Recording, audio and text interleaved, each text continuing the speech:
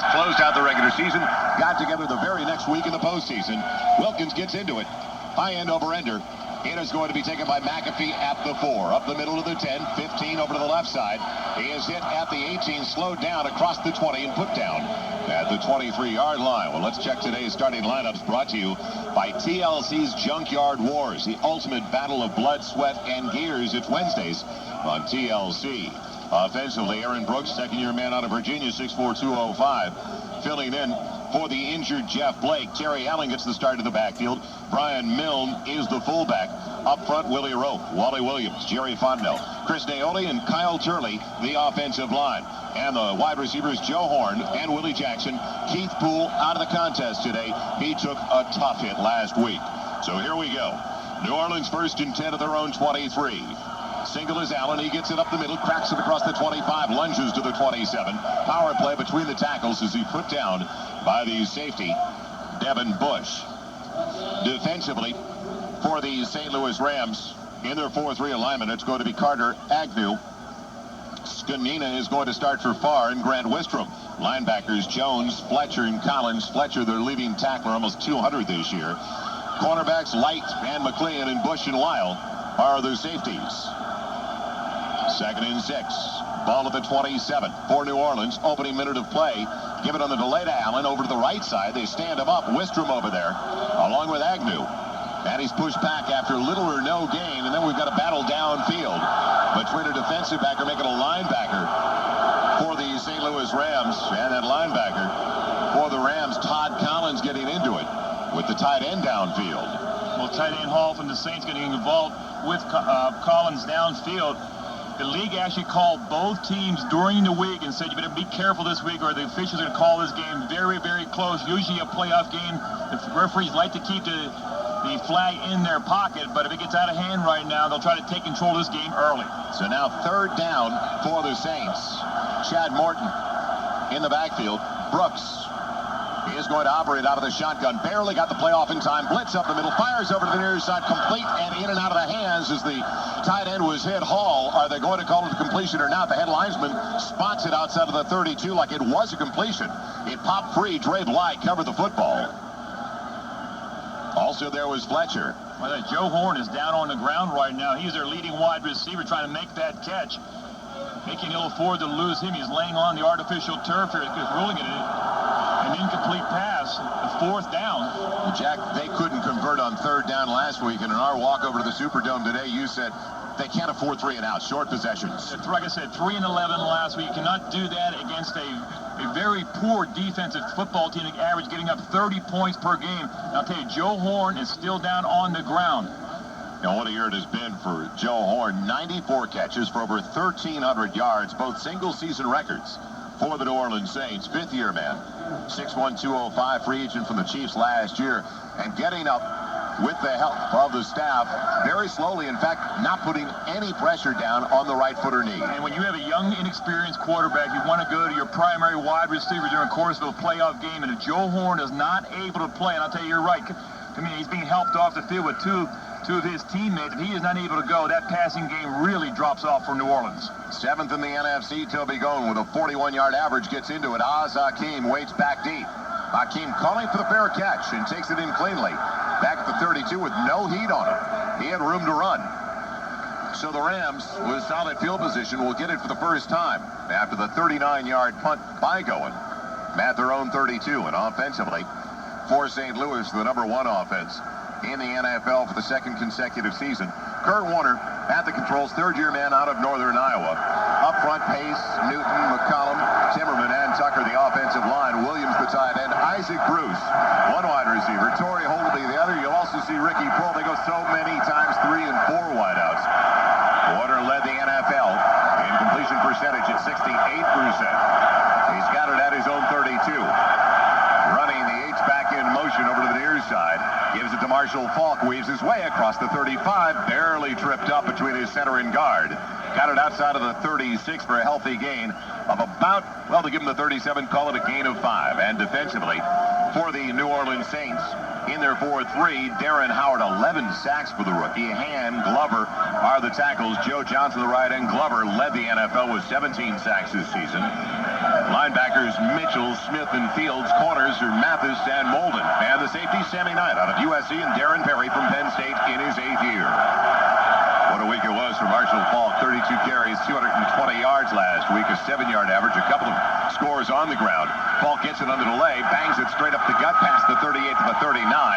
They bury him there, short of the first down by about 3. Big Joe Johnson, with 13 sacks this year, landing on little Marshall Faulk. Well, think about the St. Louis Ram offense. They can beat you in so many different ways. They had a 9-minute drive last week in the third quarter against that Saint defense. Also, they can go very quick, a minute and a half, and throw the football downfield. Such balance in their offense. Very difficult for a defense to try to tee off on one aspect of their game. The Rams this year, 47.5% on third down attempts. So this is 3rd and 3. Ball at their own 39. Tight formation. Play fake on the end around. Warner back to throw. Slips the tackle, gets away, flushed out, rolls over to the right side, fires underneath. Tight end Williams has it. Hey, he's got a first down. Couple of yards past where he needed to go. Up to around the 44, Roland Williams with it. And the Rams move the chains. Sammy Knight making the stop in the secondary, but Warner strong enough to get away. Well, good job. Initially, Warner trying to go downfield. He got pressure initially, and Glover just could not bring him down. You realize Warner's a lot stronger than most quarterbacks in the NFL. Rolled out of the pocket, got away from the pressure, and the completion on third down. From the 44, first down St. Louis. 442 yards a game for this squad that also averages almost 34 points a contest. They run once again. Hodgson's the H-back in motion over to the near side. Inside give Marshall Faulk. Hit as he takes it past the 45 to the 46. Norman Hand just buried him. Norman Hand apologized to his head coach at the end of last week's game, 6-year man out of Mississippi, and he went to the office of Jim Haslett and said, Coach, it won't happen again, I promise you. Well, he came today with an attitude, getting penetration initially. Looked like there was a quick hole there for Marshall Faulk. Norman Hand coming upfield. He realized that the pressure for this team to advance in the playoffs is on that defensive line, and he made the play with the penetration. 2nd and 8 for the Rams, ball at their own 46. Norman Hand, young man from Walterboro, South Carolina. Jeff Robinson comes in as the H-back over to the left side. They run the tight end in motion. Fake the toss sweep. Warner back to pass. Floats it deep down the far side. It's complete. Isaac Bruce has it. And he's got another first down to the 35. Inside the 35. Coming back on the ball in front of the defensive back, Alex Molden. Again, Kurt Warner rolling out to his right, getting away from the pressure from that defensive line of the Saints and putting the ball right on the money to Bruce when he comes out of that break. The timing in their passing game is absolutely incredible. They had him bracketed downfield. Bruce still gets open for the first down. Isaac Bruce once again over the 1,000-yard mark in receiving. 4th time over his first 7 years in the league. He had 77 catches this year after 87 last season, a 15-yard average.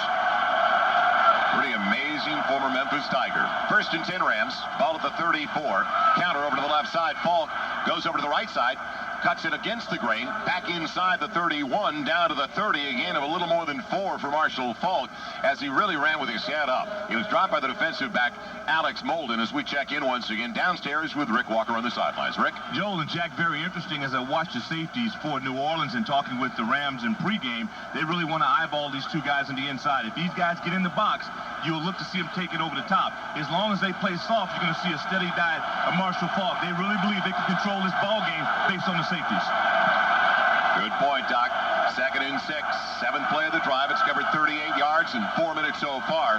Deep drop by Warner after the play fake. Steps up, goes deep down the middle, into the end zone, batted into the air, and almost complete to Isaac Bruce. They knocked it away from the wide receiver, Oz Hakeem, on double coverage, but then it popped into the air, and Bruce almost the recipient before it hit the ground. Darren Perry coming over to help out the cornerback, Alex Molden. I think this would have been an interception, but Molden and Perry really collide with each other downfield trying to make the interception. Molden sees the football and Perry. They both go for the ball. It would have been an interception if only one player defensive back was down at the goal line. Perry almost comes up with it, and then a deflection. And then Isaac Bruce, as the ball was sitting on a prone Alex Molden. He almost took it off Molden's jersey for a score.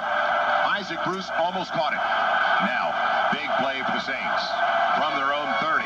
The Rams have it at the 30 of the Saints. 3rd and about 6. Blitz picked up over the middle. It's fired over to the far side. Grab is made inside the 20. Roland Williams has the first down inside the 16. Tight end adjusted nicely on a ball thrown behind him. Well, the tight end adjusted well. The ball from Kurt Warner, but the offensive line really picked up the blitz. At times, the Saints came with an all-out blitz. It was picked up by the offensive line, and Kurt Warner had time with that blitz package to get the football out to his tight end for a first down, but credit the offensive line of the Rams. Jack, the last thing you want to do is give the St. Louis Rams any kind of momentum offensively. Well, right now, they're converting key third down situations. A lot of times, Kurt Warner rolling out to his right on third down. That time, in the pocket, great protection. Ball at the 16. Drive started back at the Rams 32. Rams have it 1st and 10. Slide the tight end in motion. Williams give over to the right side. Marshall Falk inside the 15. Tripped up from behind. Dives down to the 12. And Falk gets about 4 on first down. So they're trying to let everybody know that last week wasn't a fluke. 220 yards for Marshall Falk. That's the thing about the Rams. They can pound the football inside that tackle box. And I'll tell you, Marshall Falk ran very hard at the end of runs last week, covering the football up. Did not fumble the ball at all. Caught the ball well out of the backfield. But that offensive line, they can pound the football with the running game and all the great wide receivers they have. This is a very special offense in the NFL. They're still looking at Joe Horn on the sideline. Injured his knee or foot. We'll find out later. Ball at the 13. Toss sweep. Left side. Falk cuts it in, and he's belted at the 13, falling down to the 12. Sammy Knight on the run support coming up. Also over there, the linebacker, Darren Smith, in his 8th year out of Miami, the free agent for the Seahawks last year. And a good job by Sammy Knight. He's going to be out back there, and he is not accounted for in the blocking scheme. He came up. There was a big hole for Marshall Falk, but a good open field tackle by Sammy Knight held that to a short gain. 10th play of the drive coming up, and another key third down for the Saints defensively. The ball to the 12. Rams need to take it inside the 6 for a first down. Marshall Falk back home. Out of Carver High School here in New Orleans, born and raised in the Big Easy. Rams 2 of 2 on this drive on third downs. Now they're looking at a 3rd and 6 at the 12. This is a noisy building. 67,000 strong. Warner, short draft, looking over the middle, hit, and now a dead ball foul. Flags into the air, and a dead ball foul coming up against the offense. It was here. Hard to hear it, though. I don't think they got to play off in time. The back judge didn't play. 5 yards, it's still third down. This is where this crowd noise. Number one, for the Rams, playing on the road is not a big deal for them playing inside on artificial turf. That's what they do at the RCA Dome. But the crowd noise here could affect that passing game just a little bit. A lot of times when you have the noise here, it's very hard for everybody to hear that snap count. You may not get off as quickly as you normally do at home. So mark off the 5, back to the 17. And now it's going to be 3rd and 11 for St. Louis. You wonder if it helps St. Louis a little bit, though, for the receivers now to have more room to run. And will they spread the defense as Marshall Falk stays in the backfield? Warner dropping back to throw. Guns it over the middle into the end zone. Touchdown, Isaac Bruce. And St. Louis. 16 yards. Make it 17 on the score for the Rams. And you got to credit that offensive line again. They're going up against a very good Saint defensive line, and the protection was outstanding for Kurt Warner. Just waited for Isaac Bruce to work himself free in the middle of the end zone for the touchdown. The key right now, the offensive line of the Rams handling New Orleans. Well, the Saints defensive back, Michael Hawthorne, as they went to an extra defensive back in there, couldn't keep up with him. Snap back, Wilkins hits into it, and it splits the uprights for his 103rd consecutive extra point. As the St. Louis Rams, 7-0 Rams after a 68-yard drive, taking almost 6 minutes off the clock. 6 minutes left in the quarter at the Superdome, and this is Westwood One's coverage of the National Football League. Hi, are you expecting unofficial guests from Rams over the Saints after the long drive, and let's check in downstairs with Doc Walker on the sidelines. Doc? Joel and Jack, very interesting development on the New Orleans sidelines. Joe Horn, the talented receiver. The word from New Orleans was that he's going to have his ankle retaped, but the fact is it was never taped. This guy did not have either ankle taped at all. And so that blows my mind. I don't know about you, Hammer, but I never went to a contest without tape, and a lot of it. Well, especially for a wide receiver, Doc, and he's coming into the game in 94 catches. And, you know, they don't have a big-time offense like the Rams. If Joe Horn cannot be at 100%, really the pressure will be more on that Saint defense. And on that last drive, 3 third down conversions in a row for the Rams to put the ball in the end zone. That offensive line is doing a great job. Once again, the Rams Wilkins will kick it away, going back deep. It is going to be Fred McAfee. He averages 25 a return. High end over to the near side. at the 1. McAfee over to the right side of the 10. 15-20. Runs up the back of his own blocker to the 25 and put down from behind near the 29-yard line. Todd Light in on the hit. Now, what a throw, though, by Kurt Warner to Isaac Bruce, 17 yards. Made it look too easy on that opening possession. And what really worries you if you're a Saints fan, Rams had it for 7 minutes. They're not that type of team. They got to go in early offensively. 7-0 St. Louis. See if the Saints can't counter when we come back. This is Westwood One's coverage of the National Football League. Milton.com today. Let's head downstairs once again and find out the latest on Joe Horn with Rick Walker. Rick?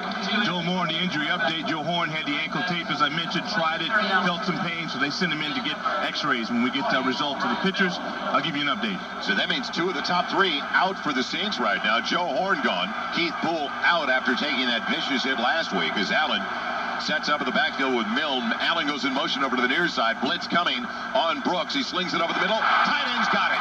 And it's complete past the 40 to the 45 for a first down. Andrew Glover, the former Oakland Raider in his 10th year from Grambling, also played for the Minnesota Vikings, and Brooks hit up beauty. I think, Joel, right now, different wide receivers for the Saints are going to have to pick it up right now. Horn out of the lineup. Like I said, 94 catches coming into this game, but also Ricky Williams was their number 2 receiver, so a big chunk of the passing game is not in the lineup right now. Other people like Jackson are going to have to pick it up.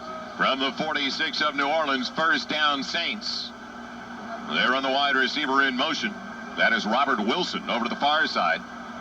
Toss comes over to the near side, cutting it back in. Allen to the 50, down to the 45, still spinning, diving.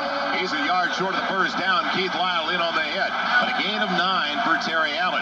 We mentioned it before. The Achilles for the St. Louis Rams, a defensive unit that's 23rd overall in the NFL, 13th against the run, 27th, 4th from the bottom against the pass. I think, number one, people feel they can have ball control against that Ram defense. They can do it by just running the football initially on first down.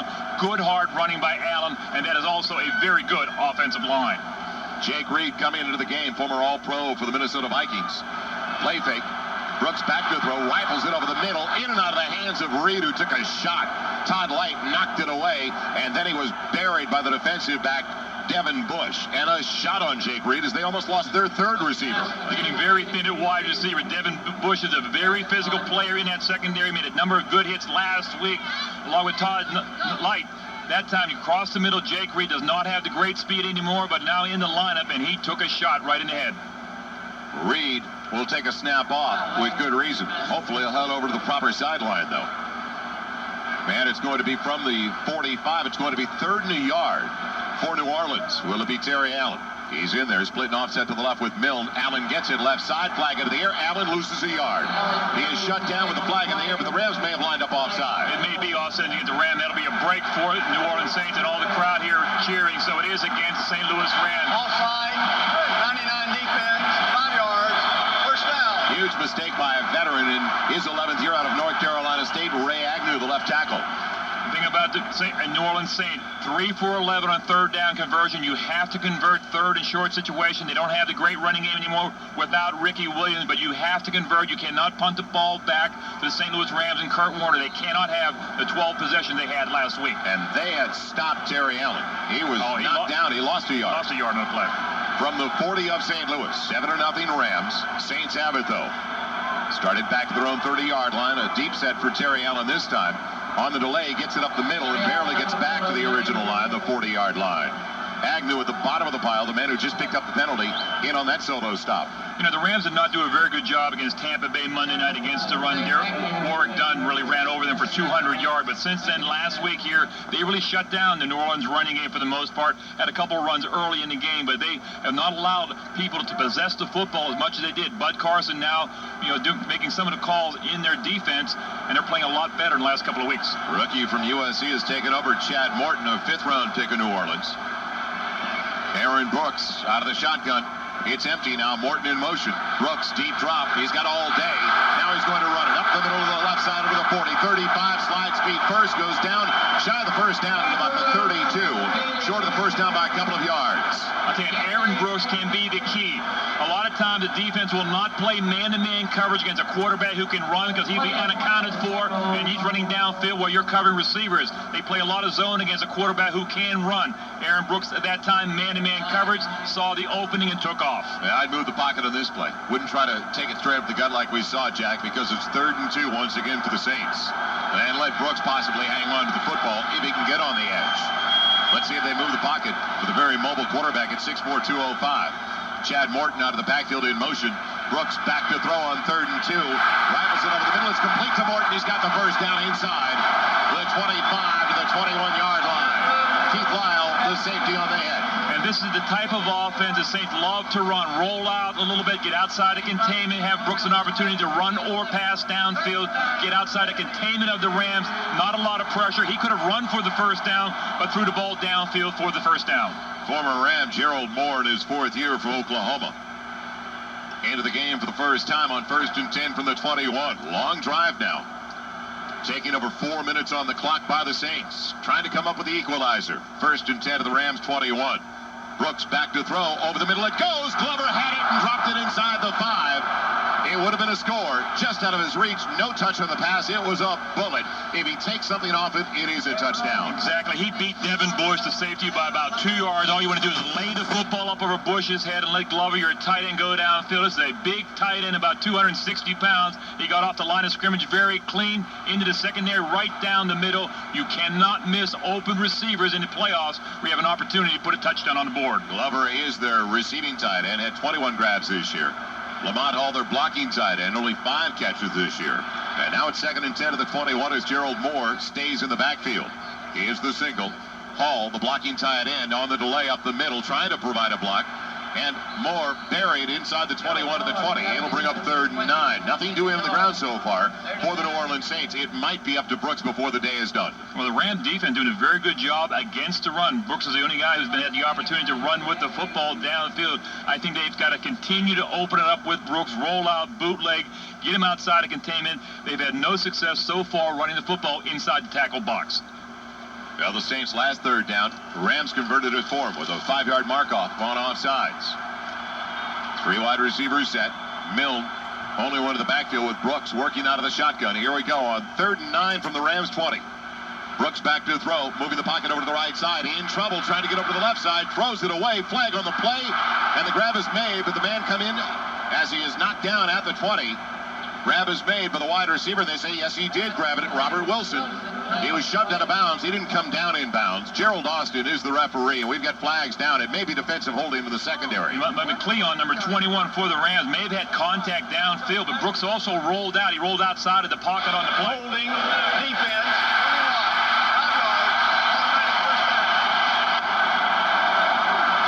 Rams killing themselves right now with early penalties. Minute 16 left in the quarter. Well, McCleon is probably their best cover guy. He came in the game with 8 interceptions. Anytime a quarterback rolls outside the pocket, that means a wide receiver has a lot more time to run his routes downfield. McCleon on the hold, 5-yard penalty, automatic first down, and a key play on this drive.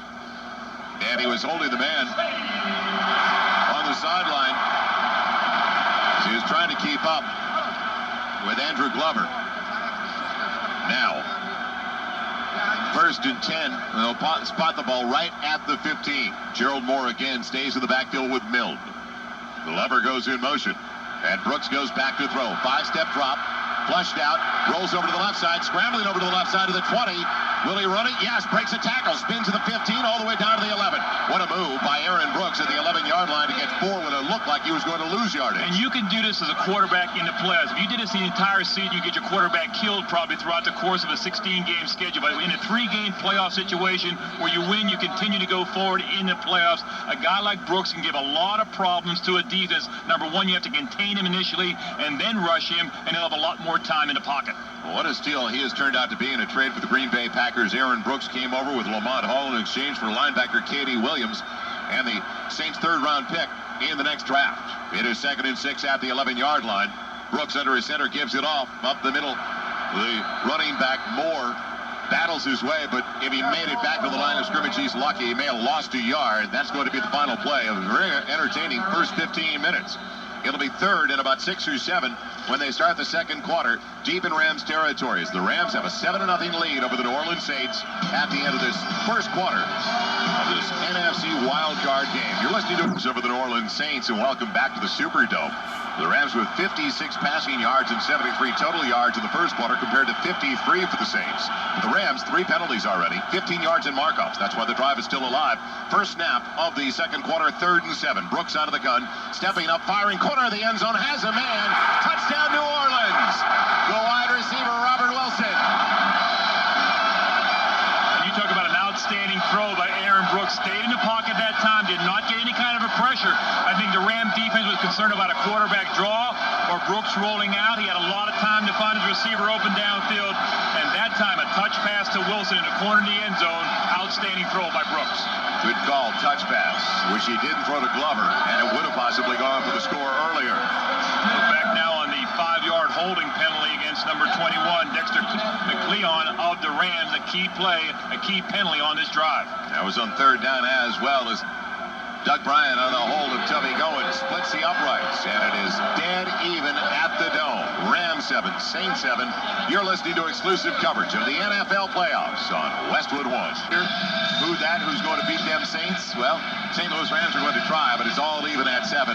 This is always one of the most entertaining crowds we see anywhere, Jack. Well, I think number one, the crowd backing in after that touchdown drive, but other people have to pick it up because Joe Horn, their wide receiver, is injured. Well, Robert Wilson did it, the touchdown catch, but also Aaron Brooks, the quarterback, rolling out of the pocket, making a couple plays, rolling out, getting outside of containment, and running with the football to tie the Rams up right after they scored on the opening drive. That was big for New Orleans. And what a time for Robert Wilson to come up with his first touchdown of the season. And a great throw by Aaron Brooks in the corner of the end zone. He was well covered, but still Brooks was able to get the football to him. He lined up in the slot area, made it look like a post pattern. Wilson broke it back to the outside. Wasn't open by all that much, but a good job of Brooks just lobbing the ball out there, touch pass for the touchdown. Goin kicks it away. The punter will kick it for New Orleans, not Brian, the place kicker. Tony Horn waits back at the goal line. And it's a bomb. Over to the near side, it'll be taken to the 1. The left side, Horn goes to the 10, to the 15, and is buried, torpedoed down at about the 17-yard line. Kevin Mathis, the starting quarterback, with the big hit on the special teams. Well, you may be a starter during the regular season, but you're going to be on special teams in the playoffs. We'll come right back, see what the Rams can do. All tied up at 7. Well, anytime you can stop a team inside their 20-yard line on a kick coverage, you're doing a great job. Kevin Mathis coming down. He was the end man on the kick coverage team and a great open field tackle at the 17-yard line. 2 first-year head coaches on the sidelines, Mike Martz, Jim Haslett, some of the similarities and what these two teams have been doing lately. As there's a play fake for Warner, steps up into the pocket, going deep for the bomb and overthrows his man down to the 40-yard line trying to get it to Torrey Holt. And I bring up similarities because Martz taking over a defending Super Bowl champion. The only one to follow that up with a Super Bowl the next year was George Seifert. San Francisco 49ers taking over for Bill Walsh. He's the only one who's been able to accomplish that. But both have been coordinators. That's what I mean when Martz an offensive coordinator, Haslett a defensive coordinator. Both been able to run shows before, but from different ends of the spectrum. And also talk about Norv Turner maybe going to the Rams. Mike Martz taking more of the head coaching responsibility and delegating responsibility to the offense. Ricky Prohl goes in motion on 2nd and 10 from the 17. Flags up into the air. Dead ball foul coming up. Rams have just kicked the ball. Start. 50. Ryan Tucker, the right tackle, just flinched a little count early, and that, again, the crowd noise inside a dome stadium like this, when you're playing on the road, you are the right tackle. You're furthest away from the quarterback, Kurt Warner. A lot of times you cannot hear the snap count. He just barely leaned back out of his set. And that's the difference when you're playing on the road or playing at home, especially in a playoff situation. The intensity of the crowd that much louder. They are really involved today. They were not last week. Ryan Tucker out of TCU, native of Midland, Texas. 2nd and 15, back at the 12-yard line for St. Louis. Popped over the middle and deflected as he tried to get it to Ricky Prohl. And the quick slant over the middle. Keith Mitchell got his hand on the football. So Warner, good idea. Usually you'll see a circle play out of the backfield. It's interesting. They haven't tried to throw to Marshall Faulk yet. He's got 6 carries for 17 yards. Well, I think number one, the Saint defense is kind of keying on Marshall Faulk, but a good job by Mitchell, who's going to the Pro Bowl, realizing the line of flight of the football. He's really underneath those short routes, just gets his hand up in the air, and right when Kurt Warner delivered the ball downfield, he didn't get any pressure, just jumped up in the air and knocked the ball down. And Pro wouldn't have gone for much. Darren Perry, the safety, was ready to pop him in the back. So now the Rams 3rd and 15. Fans on their feet here at the Superdome. A beautiful view upstairs. Back to throw. Warner, a deep drop inside his own 5. Rifles it over to the near side. Grab is made by Bruce. He's got the first down to the 30. That is the 4th, make it the 3rd catch of the contest for Isaac Bruce. Averaged almost 19 over his first 2. A big gain on 3rd down and 15.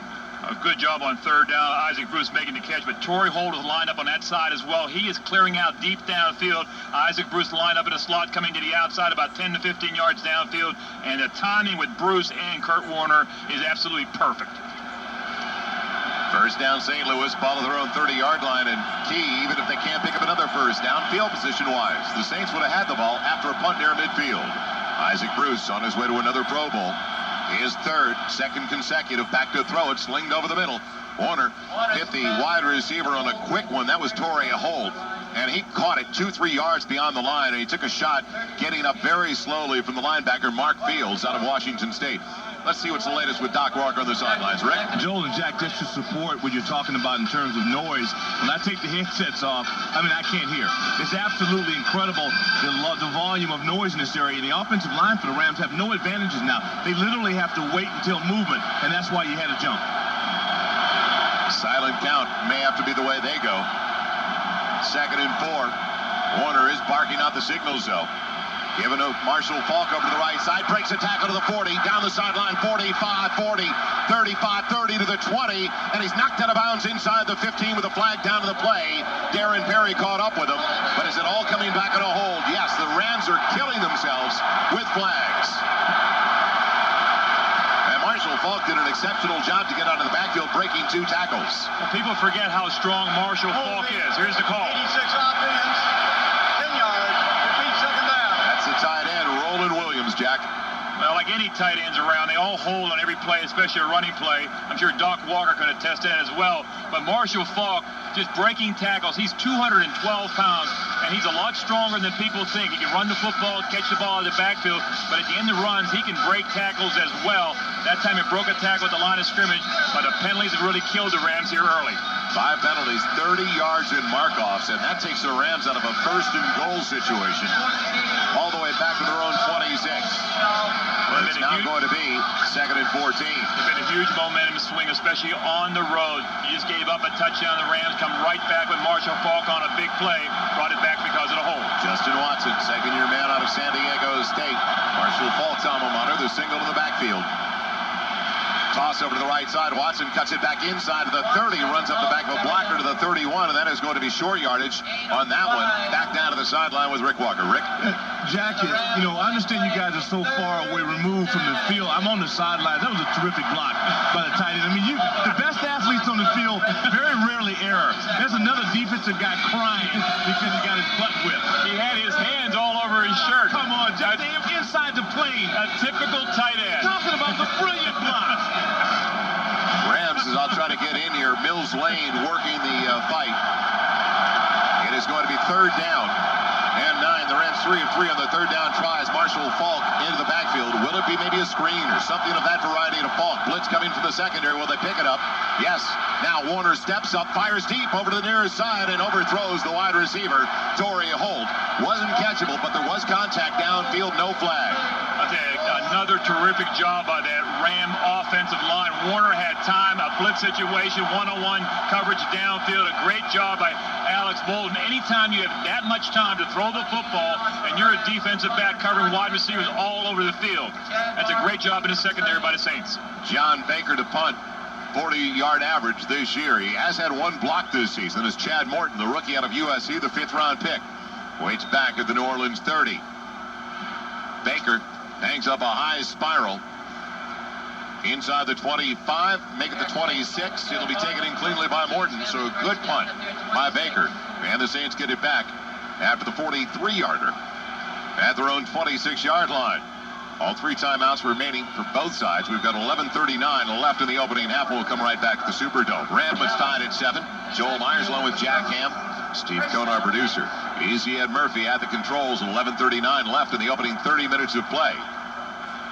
And New Orleans trying to gain their first lead of the contest. They've got it 1st and 10 at their own 26. Terry Allen's in the backfield. He gets it under the delay, and he's buried in the backfield. Slow developing play. Knife down and losing a yard or 2. Grant Wistrom around his ankles. Scunino there as well. It's been a breakthrough year for Grant Wistrom. Jack, 11 sacks this year to lead the Rams. 3rd-year man out of Nebraska, former first-round pick in '98. Well, I think their whole defense has been a maligned defense, the worst probably in the NFL, giving up almost 30 points per game. But Grant Wistrom is the one guy in that defense who has played well. A real consistent season for that young man. 2nd and call it 13 back at the 23. Rams bring the linebacker on the blitz. Allen hit to the backfield again. Penetration this time. And Sean Moran gets in there. As Moran put down Terry Allen for another loss, this time back to about the 21. So it's interesting that they're not trying to win with Brooks, and we talked about it over the first couple of series. Brooks is the catalyst. I think Brooks is real comfortable right now. In the first series last week, he threw an interception, and Marshall Faulk from the 36-yard line carried the ball and caught the football to put the Rams up early. Brooks never got in any kind of a rhythm last week. He is right now. I think they should do a better job of throwing the football on 1st down with Brooks. 3rd and 15. New Orleans back at their own 21. Ryan Milne, the only one at the backfield. Blitz coming from the outside. Milne applies a hold as it's fired over the middle. Grab is made. Wide receiver takes it in. That's Willie Jackson breaking tackles. 45-40, 35-30. And Milne got away with a hold on Mike Jones, the outside linebacker, right in front of Jerry Austin. Well, right now, Aaron Brooks rolling out of the pocket. That has been the big play in their passing game. Jackson ends up making the catch. A couple of missed tackles downfield. He broke a tackle and got some additional yardage. But Aaron Brooks rolling out of the pocket, not staying in the pocket on 3rd down. That is the key. Now Mike Jones complaining to the official. Won't do him any good, though. 50 yards on the completion to Willie Jackson, 7th-year man out of Florida, free agent for the Bengals this year. He had 37 catches, a 14-yard average, and 6 scores. Ran well with the ball after the catch there. Morton in the backfield of the Rams 29. Give over to the right side. Chad Morton getting outside of the 29, 28, run out of bounds near the 25. A gain of about 4, but the way they're running the football, that is a big gain for the New Orleans Saints. McCleon coming up from the outside, the left corner, trying to take the angle. Just took a poor angle on the play. You're right, probably one of the better running plays the Saints have had here in the first half, other than Aaron Brooks running with the ball. One member of the offensive unit, Willie Rowe, going to the Pro Bowl for the Saints. They've got 3 from the defensive unit. Leroy Glover, Joe Johnson, and Keith Mitchell. And they've also got it to the 25 of the Rams, looking to take the first lead of the contest. 2nd and 6. Morton stays in the backfield. Brooks, short drop, rifles it over to the near side. Wide open receiver. It's taken in. It's complete for a 1st down to Wilson. He's inside the 20 and knocked out of bounds at the Rams 16. Back downstairs we go to Rick Walker. Joel and Hammer injury update. Joe Horn, negative, X-rays were negative, rather. He is back. They're going to try to see if he can warm him up and get him on the field. On the offensive line, the only right now for the Saints is getting murdered. I mean, this guy has not been effective at all in the running game. And, Jack, you make a great point. If they can't get some blocks out of this guy, they're not going to be effective on the ground. From the 16, 1st and 10, New Orleans. Deep in St. Louis territory, tied at 7. Give to Allen. Up the middle. Not much. Scrambles for a yard. Shut down at the 15 by Sean Moran. And especially on the previous play, Aaron Brooks only a 3-step drop to throw the football out to the outside. No pressure at all by that Ram defense. And then you got to continue to Aaron Brooks be the threat as a runner and a passer. Roll him out, move him around in the pocket. I think they'll put a lot of pressure on that Ram defense. 8.5 minutes to play in the first half, tied at 7. It'll be 2nd and about 9. Allen, they split all the way over to the far side. Milne stays in the backfield. Back to throw, Brooks over to the right side, scrambles out, flushed out. Will he run with it? At the 20, he can throw it away, fires, and it's intercepted.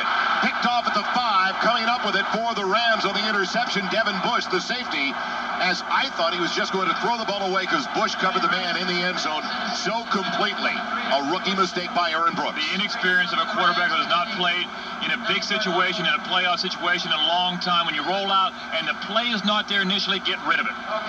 Rams get a break. It's tied at 7. They make the big play. First turnover of the contest. 8:14 left in the half. Tied at 7. You're listening to it. Well, they gave it away for the first time between either team today. Rams have not coughed it up yet, but the Rams are deep in their own territories. They put it back into play after the interception by Devin Bush. The young man from Florida State, Hodgins, in the backfield, the fullback, in the eye in front of Marshall Faulk. Give to Faulk over to the right side, angles it to the 10, tripped up, goes down to the 11.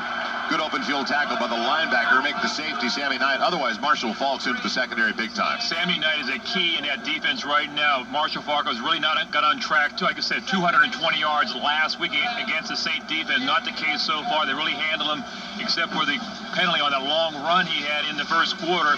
They really shut down Marshall Faulk. But the safeties have to have good tacklers. Sammy Knight has made a number of tackles today. Got a second, a little less than 7 for the Rams. They slide Williams, the tight end, over to the left side. Push the H-back all the way wide right. Faulk to single in the backfield will get it. Bending into the boundary, kick out block. Didn't get much past the 12 to the 13, maybe the 14. Leroy Glover got him low and held on. So it's going to bring up 3rd and about 4 for the Rams, close to their own 14-yard line, playing it close to the best, deep in their own territory.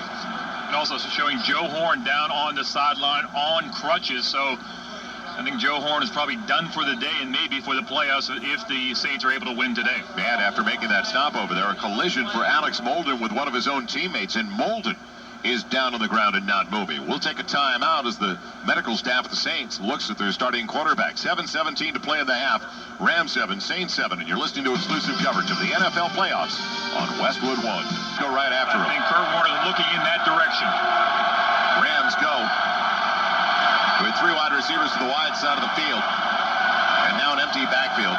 Kroll out of the backfield over to the right side. Warner looking in that direction on a delay. And Warner in trouble, won't get rid of it. Good coverage, and he's sacked by the linebacker. Keith Mitchell all over Kurt Warner. Indecision by Warner. Coverage sack all the way. Well, Keith Mitchell did a good job of jumping up in the air, and Kurt Warner had to pull the ball down. Then the pressure and the pocket finally collapses on Kurt Warner. But you're right, the second they're doing a very good job at Alex Molden, the left corner, out of the game on that 3rd down play. But Keith Mitchell is the guy coming from the outside who gets up in the air, and Kurt Warner pulls the ball down. Chad Morton will go back and around the midfield stripe, waiting for the punt. For the Rams, John Baker, the rookie from North Texas. Ramon is his own goal line. He gets into it. Wobbles one out. A good one, though. Morton will take it to the 43, over to the left side of the 45. Tries to reverse his field, gets a block. Goes outside, all the way to the 45 to the 50. Down the sideline to the 45, and knocked out by Baker near the Rams' 40-yard line. Super field position as Chad Morton got a couple of blocks and almost got a complete fence on that far side. It's amazing not a flag on the play. Anytime you reverse direction like that, a lot of times the flag will come down. Tied at 7, will come right back to the dome. Rams on even 6:16 left in the half, and you're listening to exclusive coverage of the NFL playoffs on Westwood One. Here's a special calling card you won't find hanging out at the checkout counter. It's the Saints get it in Rams territory for the first time in the contest at the 40. Brooks back to throw, steps up into the pocket, is hit on his way down, and sacked. Is it Grant Wistrom? Yes, it is. His 12th sack of the season. He stepped up. Wistrom tried to get him into the outside, then waited, and finally got him back outside of the 45 at the 46. It'll be 2nd and 16 as we pause. 10 seconds for station identification. This is CBS Radio Sports coverage of the NFL playoffs on Westwood One. This is 1410 AM. WHAG. Halfway, Hagerstown, Waynesboro.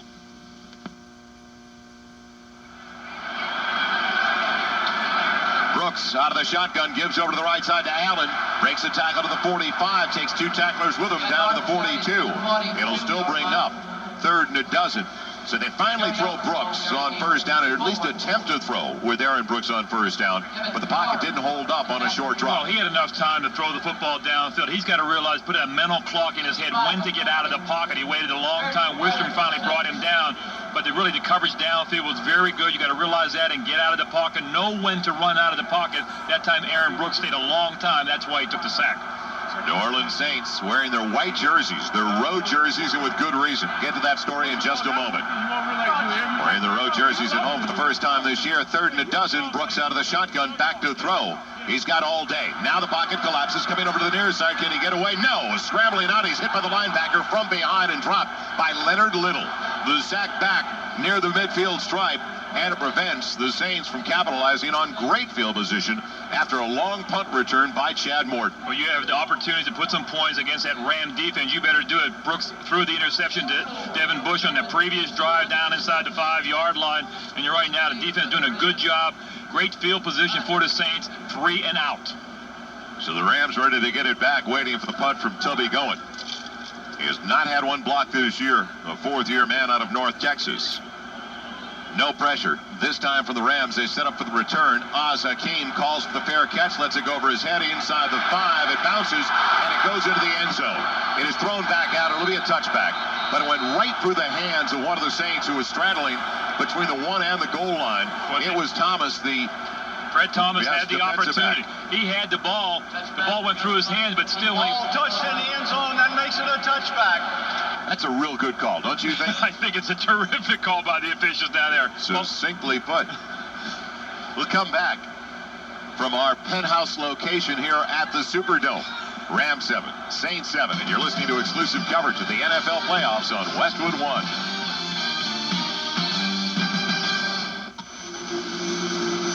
Largest.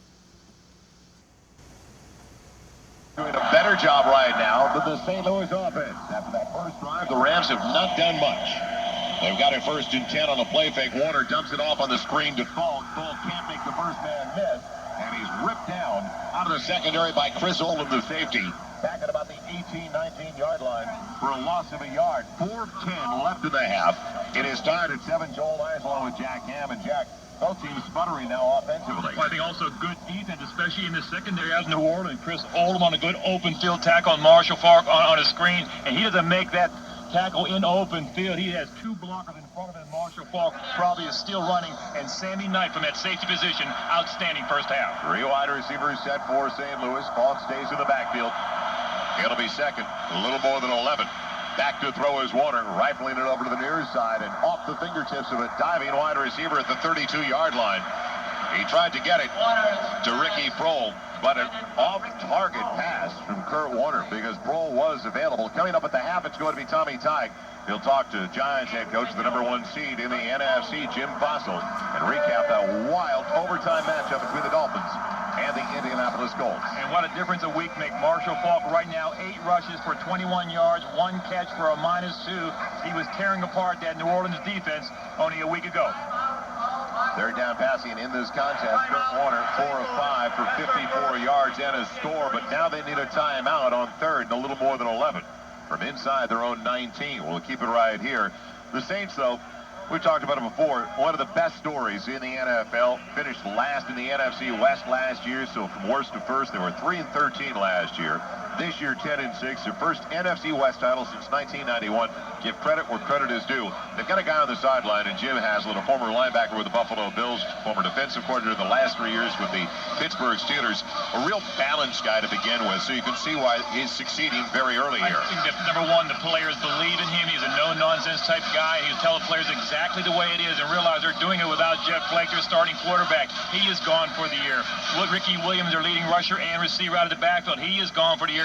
And now, right now, without Horn, their leading wide receiver. You know, I think what Jim Haslett said, injuries are part of it. We're going to get other people to come in here and play.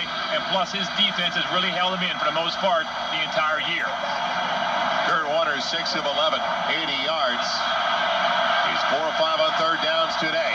And from the 19-yard line, 3rd and 11. As Warner is going to put Prohl on the hip of the tight end over to the near side. Run Isaac Bruce in motion. Back to throw is Warner.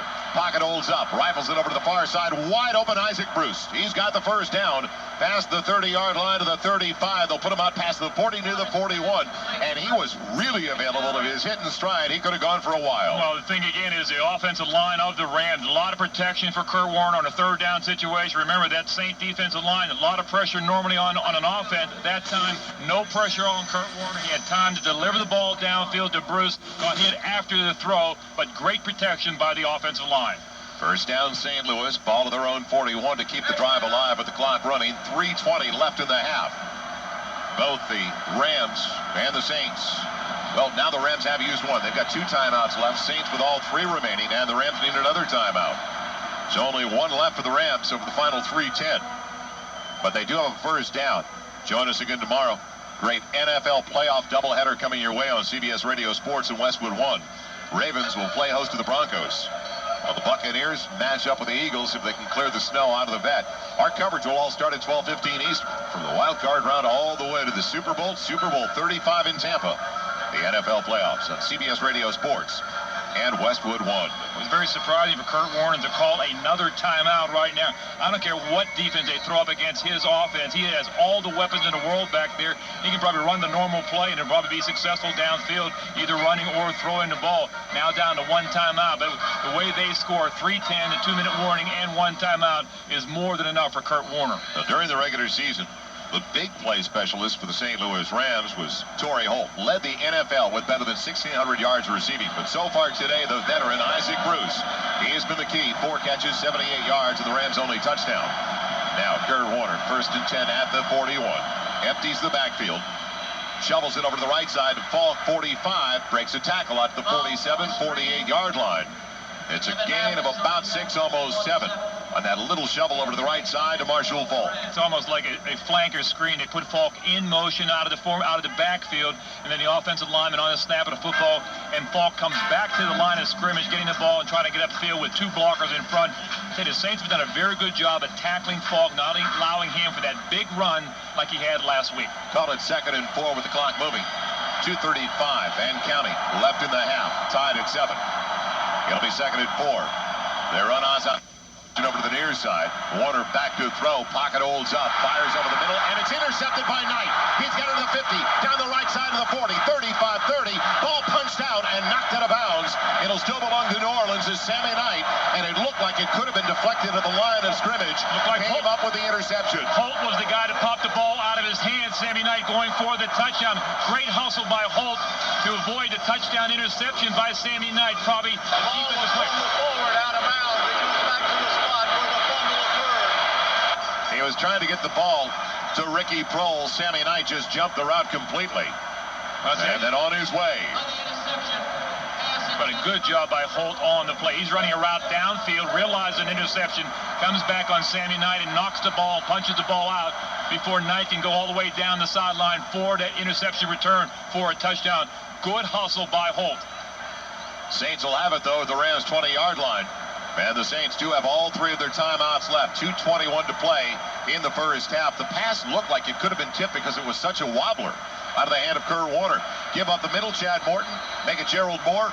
Cracked from the side by Keith Lyle and knocked down at the 19 after a gain of only a yard. And that'll take us to the 2-minute warning. We'll come right back to the Superdome, see if the Saints can capitalize, taking the ball away from the Rams for the first time this afternoon. It's all even at 7 with 2 minutes to play in the half. And you're listening to exclusive coverage of the NFL playoffs on Westwood One. 2 minutes to play in the half. Sammy Knight just a few seconds ago came up with an interception of a Kurt Warner pass, brought it back to the 20-yard line. Now the Saints, Jack, have it 2nd and 9 at the 19 of the Rams. Well, the Saints have played well on defense, creating turnovers, interception, but they're rushing for New Orleans. 34 yards rushing, 13 by Brooks. Chad Morton comes on the hip of the tight end over to the left side. Goes in motion over to the far side. From the 19, Brooks back to throw. 5-step drop he's got all day. Fires over to the corner of the end zone and throws it away. In the direction of Morton. Good coverage downfield by the Rams' Todd Light. He took him out of the play completely. It'll be 3rd and 9. Joe, he's got to run with the football more. He had an opportunity off right tackle. No one was open downfield. He really threw the football away. But the advantage he has on other quarterbacks, he can run with the football. There's a wide alley where all he had to do was step up in the middle of the field and run with the football. Would have gained some positive yards downfield. It was man-to-man coverage by the Rams downfield. He might have gotten a first down on that play. Timeout, New Orleans, their first. It will be a 30-second timeout. Minute 54 to play. Well, you bring up a good point because his Two of his top three receivers are out of the game. Keith Poole, inactive this week because the shot he took in last week's game, the fourth-year man out of Arizona State. Joe Horn knocked out in the first series of the contest. Their leading receiver, club record 94 catches this year for better than 1,300 yards. So they're working right now with Willie Jackson, Robert Wilson, and Jake Reed. Well, but he had time in the pocket. He was in the pocket a long time. All he had to do is that little clock and mental clock in his head realize now is time for me to run with the football. He had no chance for a completion downfield. That's experience playing, especially in a playoff situation. Downstairs to the guy with the best view in the house, Doc Walker. Rick, what's the latest? Thank you, Joel. I have a great view, and Jack, you're absolutely right. He had nothing but AstroTurf ahead of him, and you have to ask yourself, was he a bit jittery following an interception? I mean, that was his to take, and he didn't pull the trigger. And as somebody in his ear as well, one of the wide receivers, like, don't give up on us early. Well, you got to realize when to go with the football. And that's one of the keys he has. He can slow down a pass rush because he is so quick and he's so mobile out of the pocket. He's got to take advantage of what he gives him at that quarterback position, and that is running with the football. Brooks is working out of the shotgun on 3rd and 9. Running the wide receiver in motion over to the near side. He'll run it over to the right side of the 15. Hit there and knocked down right at the 15-yard line. It was a sweep by the quarterback the whole way. Well, he didn't delay at all. No, I mean, he can run a quarterback draw. He can run a number of different things. But I think right now he's got to realize, get a little bit better feel of the game. He's playing a little better than he did last week. But they've had opportunities. Their defense has held the Rams to 7 points. The opening drive, other than that, they shut them down. Rams use their final timeout. Good idea as the Saints line up a Doug Bryant field goal attempt. So the Rams out of timeouts, but there's still 94 seconds left in the half. And really not a very good drive by New Orleans. They're going to end up giving the Rams another opportunity, even though you're right, without any timeouts. But that is still a lot of time for Kurt Warner and that offense. You want to run the clock down and make sure the Rams did not have any more time on the clock to go downfield. Not a very good drive by New Orleans late in the first half. Well, second consecutive time they have started with the ball in Rams territory. Previous time at the Rams 40 went 3 and out with a punt.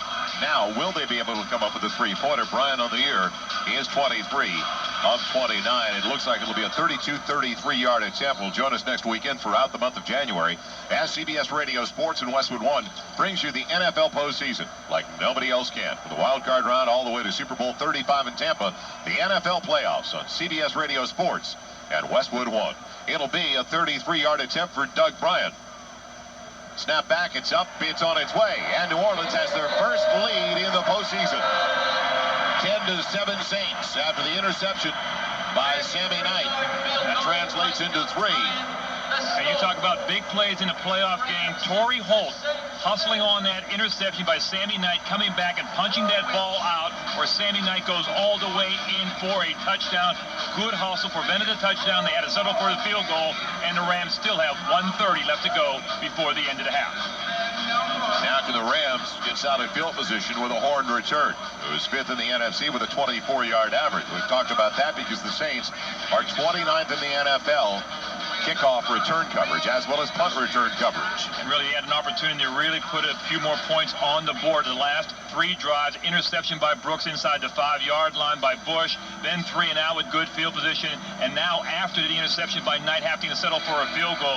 You can never have enough points against the Rams. I think in the first half here, even though New Orleans may go into the first half with the lead 10-7, they squandered a number of opportunities. Tubby going, the punter, will kick it away. He hit it down to the 1-yard line, and great play in coverage. Stop torn at his 17, the only time he's had an attempt so far this afternoon. But will they give him an opportunity? Or will they keep it on the ground and just squib it? No, it'll be bombed away in a low-line drive over to the far side. One big hop. Horn's got it to the 4 over to the left side, puts it on the ground and loses it out of bounds. What a break for New Orleans. Talk about a long field. He tried to run before he had it on an opportunity where he had a ton of room, and he loses it out of bounds at their 10. Talk about a game of field position. Now the Rams again are going to have to start up right around their own 10-yard line, where normally Horn would gather that ball in off the artificial turf and make a good run upfield for good field position for his offense. Now 1:26 left to go in the first half. Rams no timeouts. And Jack, the last 4 possessions for St. Louis have started at their own 17, 8, 20, and now the 10. So field position so important. And last week, the opening drive, the interception by Brooks, all the Rams had to go was 36 yards for the opening touchdown, and they never looked back. Falk in the backfield.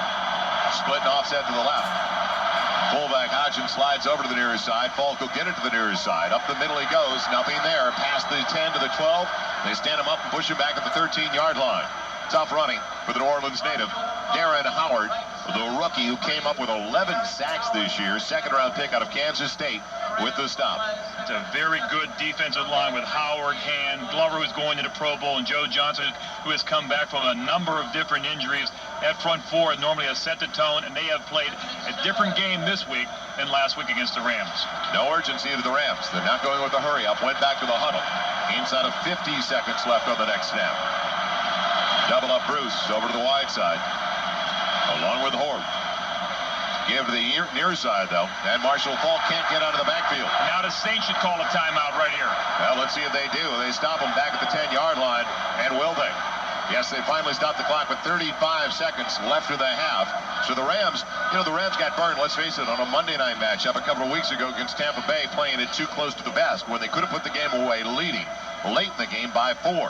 Instead, 3 snaps, 3 runs, and the Tampa Bay Buccaneers came up with a big home victory on a Monday night as we head downstairs to Doc Walker. Rick? And Joel and Jack, I saw a swagger in the pregame, and I illustrated that in the open. These guys really felt like they were the best team in the tournament. I no longer see that. I see a team that is in question. I mean, their style is to put it up and to go for it. And quite frankly, the safeties for New Orleans have just done a better job at what they're paid for than the Rams have been able to so far. Well, I think the safeties not only covering downfield, Doc, but also they've done a great job at tackling in open field on Marshall Faulk and all the wide receivers. They're playing a different football game here today. Norman Hand doing his own version of the shimmy, shimmy, shake, if you can do that when you're about 350. Getting the crowd on its feet here at the Dome on a 3rd and 10 for the Rams back to their own 10-yard line. 2 to each side for Warner. Stepping up into the pocket, he's got time and fires over to the near side and overthrows a wide-open Isaac Bruce as Kurt Warner just let it sail on him. And a 4th and 10 brings up a punt. And also saves a timeout for New Orleans right now with 31 seconds left to go. They get decent field position here. They still have an opportunity to maybe get a field goal before the end of the half. Defending Super Bowl champ St. Louis Rams looking inefficient offensively since their opening possession of the drive that went 68 yards, 10 plays, took 7 minutes off the clock, and resulted in a 17-yard pass to Isaac Bruce. Now, can Baker get it away from his own goal line? They look like they're coming after the punter. Baker gets pressure, barely gets it away. Hangs up a beauty. Chad Morton will take it inside the 40. Breaking away to the 40, 45, flag down to the play. And did they run into Baker trying to get to him? It'll be running into the kicker, a 5-yard penalty. But what that will do for New Orleans, or for the Rams, now only 20 seconds left to go. They came and tried to get an all-out punt block that time, coming off the corner. I think it was number 20, Fred McAfee off the corner trying to block that punt. It'll be a 5-yard penalty, but also take away some pressure. Running to the kicker, 26 on defense, penalty is declined. First down, New Orleans. That's because the Rams got a 53-yard punt and barely got the punt away at the same time. So the Saints will have it, but they'll also have it in a position where if they could pick up a couple of quick passes, they could get another field goal attempt. So interesting that the Rams didn't want to take another 10 seconds off the clock with another punt. Well, I think also the idea that ball was almost blocked by McAfee coming off that corner, so why risk another punt situation deep in your own territory? You figure that maybe New Orleans would come after it again for the second time, so with 20 seconds left to go, probably an opportunity maybe for 2 or 3 plays here, maybe a little more if they get out of bounds. Remember, they still have that one timeout to use. Saints have it at the 48. 2 to each side for Aaron Brooks, the second-year quarterback out of Virginia. Came over in the deal with the Green Bay Packers, sets up, he's got time, looks over to the right side, fires to the right side, and throws it away. Good coverage on that side. They blanketed the receiver. Nothing available with 16 seconds left on the clock. He looked at Robert Wilson. Coverage, though, applied by Dexter McLean, who had a better chance at the ball. Well, number one, the Saints do not have to use the sideline right here. The open middle of the field is wide open. They can use that with that one timeout. I think that's what they should try to do here on second down. Try to go to the outside. The Rams actually overplaying the sideline route. No chance for completion on that first down play. Brooks again out of the gun. 3 wide receivers with 2 over to the near side, the short side of the field. Morton stays in the backfield, circling out. Now Brooks looking over to the near side, fires. The tight end's got it to the 45 to the 40. Almost has the ball stripped away. He's knocked out of bounds at the 40. Catch made, making Jake Reed the big wide receiver instead. 10th year Mount of Grambling. 6'3", 220-pounder. And the clock is stopped with 8 seconds left in the half. Do they bring Bryant on for about a 57-yard attempt, or can they get a 6-7 second play? Well, remember, they can go to the sideline, or they can use that one timeout. 8 seconds is a lot of time to run a play. You can probably get a play off unless the receiver downfield is running with the football. But if you can get a play and get down very quickly and call that last timeout, you may have an opportunity for a shorter field goal attempt. First grab of the game by Jake Reed. Sets it up the 40 of the Rams. Brooks again out of the gun. Blitz coming up the middle. Has time. Fires over to the near side. Throws it behind the wide receiver. That time trying to get it to Willie Jackson. 7th-year man out of Florida, and it was way behind him. So now they'll have to go for the end zone with 5 seconds to play. Well, they're trying to run that downfield with wide receiver designated underthrow. They're trying to underthrow when a defensive back will run with the wide receiver. If you call like an underthrow about 10 yards downfield, the wide receiver will stop on the play and make the catch. The timing just was not there between Jackson and Brooks, the quarterback. Be shocked if they went for the field goal attempt. Bryant close to his coach, but Bryant had 2 blocked this year, and they were from 52 and 51 yards away, which tells you Doug Bryant, a 7th-year player out of Cal, was trying to hit a line drive and get everything he could out of it when 2 beyond the 50 were blocked. So the final timeout is used by the Saints. 5 seconds to play in the half. A 10-7 lead for the Saints over the Rams. Difference in the game right now, a 33-yard field goal off of Bryant. The only points off a turnover so far in this contest, and they belong to the New Orleans Saints. Well, I don't think Jim Haslett can be very happy going to the locker room only up by 3. I think he realizes that the Rams have a great offense, very explosive offense, and you cannot hold this team down the entire game. So in the second half, he realizes his offense, Joe Horn, obviously done for the day and probably for the playoffs, gonna get other wide receivers making plays. While on 4th down, looks like Brooks is going to try to go for it, just throw the ball deep into the end zone. 3 wide receivers to the top of the screen. He's got Reed over there, along with Jackson. Back to throw. Fires into the end zone. Rams are back there, and it's over and out of the end zone, in fact. 3 Rams collared it around the back line of the end zone. So the Saints looking for their first win ever in the postseason, in their 5th playoff game in the franchise's history that started back in 1967. Go to the locker room with a halftime lead. Saints over the defending world champion Rams 10-7. When we come back, Tommy Tighe will join us with a halftime report. Tough. We had to bang on the door, didn't we? Heat rises, so you have no problem. Thank you. Going back deep for the Rams. It is going to be Tony Horn. Now can he get one going? He was activated before the start of the game today. Kurt Warner, 9 of 16 for 107 yards in the first half. Aaron Brooks only 6 of 14, but 4 yardage, 109 yards passing. This has really come into a game kind of like what New Orleans really wanted to do. They wanted to make sure they could run the football. They've not been able to do that, but also be able to control the tempo of the game. A low-scoring game favors New Orleans. Their defense has really played well, other than the first drive of the game where Kurt Warner put the ball in the end zone. Other than that, that defense has played well. Joby Goen kicks it away. Horn will take it to the 7, up the left side, angles over to the right side, to the 10, to the 15, to the 20, up the middle, 25, breaks a tackle to the 27, to the 28, and knocked down by Fred Thomas near the 29-yard line. Checking the time of possession, all brought to you by Bulova, makers of fine timepieces for 125 years, almost identical. The Rams had it 15.5 minutes, the Saints 14.5 minutes, and the Saints with a 10-7 lead by way of points off a turnover. That was the interception by Sammy Knight. It turned into a 33-yard field goal by Doug Bryant.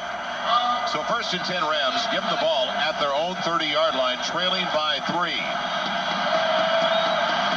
Warner splits out Falk wide to the left, so they've got an isolation of Marshall Falk.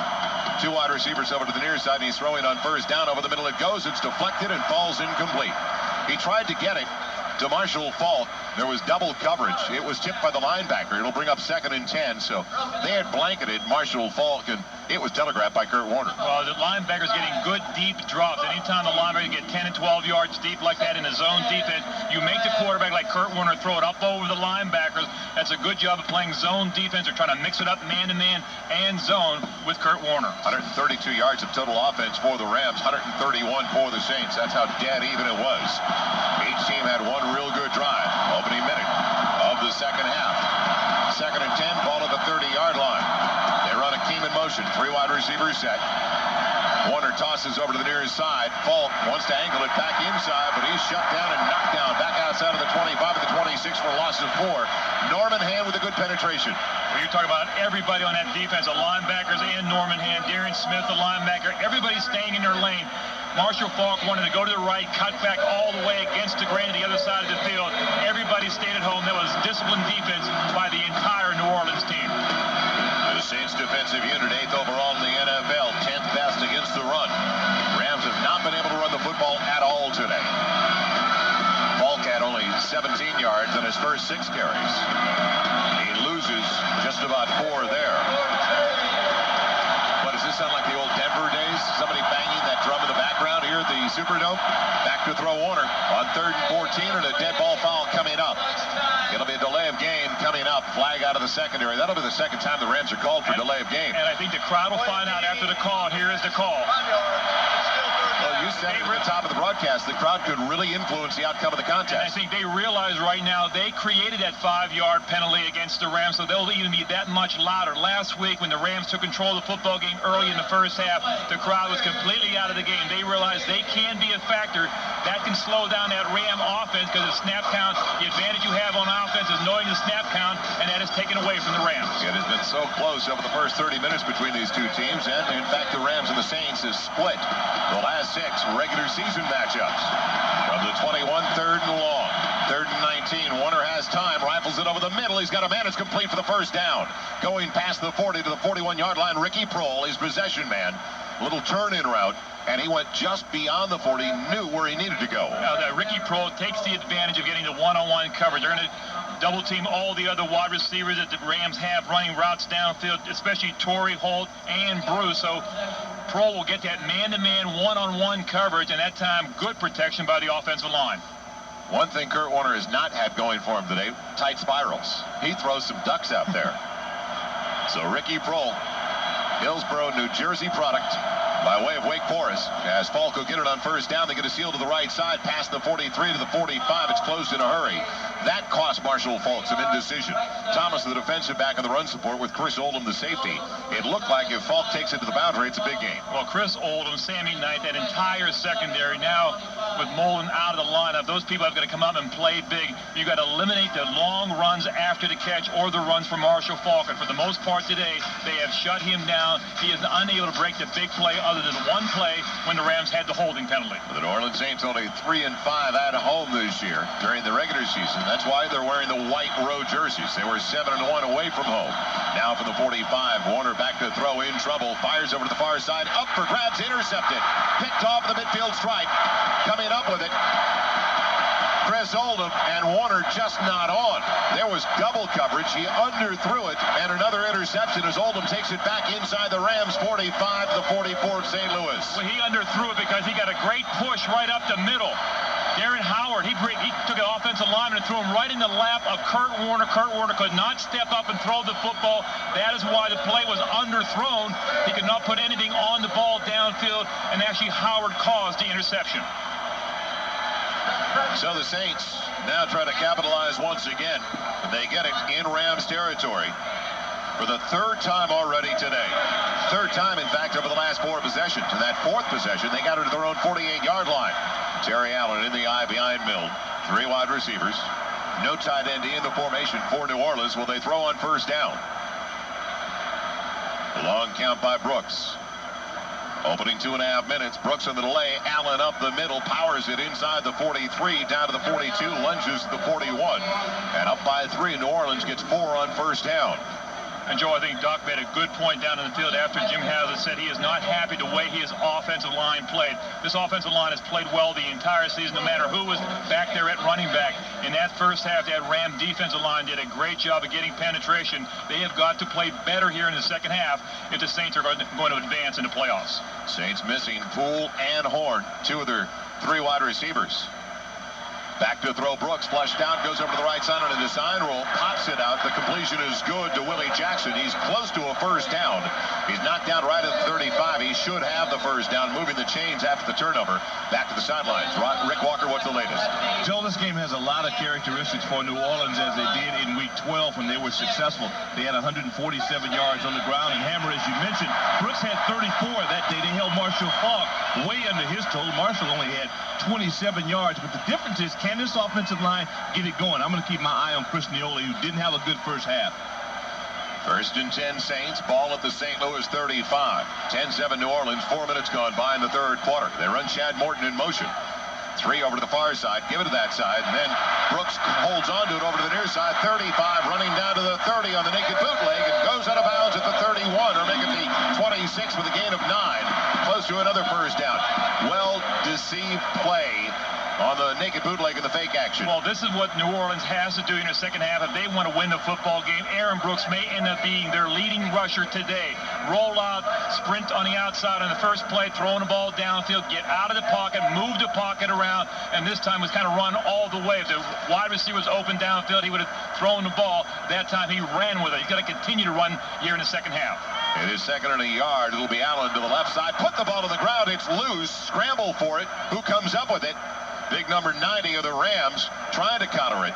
It'll be a wrestling match. Anybody's guess now is it could change Scudino. You got it. Scudino was the closest to it. The Rams originally had it inside the 20 or 25. This is the toughest job for the officials to try to drag bodies off of a pile like that. Saints come up with it. It's only a wrestling match. That's what it boils down to. Who's going to be able to rip the ball away? And it looks like Terry Allen may have come up with it. He could change possession 2 or 3 different times on that pile before the referee or all the officials end up. I'll tell you, he never ends up really Allen ever getting the football from Brooks. They were fortunate to hang on to this ball. Brooks also threw the interception in the first half deep in Ram territory. So the advantage right now, they've had all the field position for the most part. Ironic the way Terry Allen converts his first down of the contest on a fumble where he kicked it forward. He dribbled it forward for the first down. At the 24, first down Saints. 5 minutes gone in the third quarter. Allen will stay in the contest. That was a missed handoff completely. Poor exchange between Brooks and Allen. And also confusion with the wide receivers. Going to have to call a timeout. With Joe Horn hurt, a lot of receivers are taking different positions out there, not knowing the formation, and now the Saints had to burn a timeout. We'll do the same. And we enjoy it this high up in the dome. 10-7 Saints. See what they do on first down. This is Westwood One's coverage of the National Football League. No one knows your passage. Well, Brooks did not like the formation. Wide receiver set up in the wrong spot. Now they come back into the huddle as Brooks talks to him. Find out if they get it together. Brooks is their leading rusher so far in the contest, as New Orleans has had no ground game except when their quarterback gets out on the edge. But he can create a lot of things by being their leading rusher. Defensive ends will have to come up the field and make sure they contain Brooks before they rush him, meaning he'll have more time to throw the football downfield to find the open wide receivers. He can run a quarterback draw if he gets down near the goal line. A lot of options open up when you have a running quarterback. Of the 24 of St. Louis, Allen is the single. 3 wide receivers with a tight end over to the right side. Well, they run to the wide side. No, 5-step drop. Brooks has time, flares it over the middle. It's complete to the 20. The back makes a miss to the 18 and making the wide receiver going out of bounds. Willie Jackson close to another first down. He's close to the 14. Where will they put him out? At the 13. First down, New Orleans. Just a good crossing route by Willie Jackson underneath that zone defense. The Rams like to play zone. Jackson just comes underneath one of his wide receivers. Missed tackle downfield by one of the Rams. 54 Todd Collins could not bring him down. And finally Jackson on the other side of the field goes out of bounds and ends up getting the first down. Well, that's a Rams play. That comes out of their playbook, and they haven't used it all day long. So Willie Jackson, the former Florida Gator, with a gain of 11. The 29-year-old in his 7th season. Now the give to Allen up the middle. Goes across the 10, dives down to the 9. A gain of about 3.5. He's tripped up by DeMarco Farr. And also a good job right now by New Orleans. 9:15 left to go here in the third quarter. Ball control type drive right now by New Orleans. They'd like to get a touchdown right here to put it on 2 scores lead on the Rams. Very difficult right now. I would not be surprised. Aaron Brooks again may be running with the football here down near the goal line. They've got it at the 10, call it 2nd and 7. Saints win, they match up with the Vikings next week in Minneapolis. Rams win, they're on the road as well, taking on the number 1 seed New York Giants. From the 10, empty backfield, Brooks, short drop, looking over to the right side, fires into the end zone, touchdown Saints! Willie Jackson!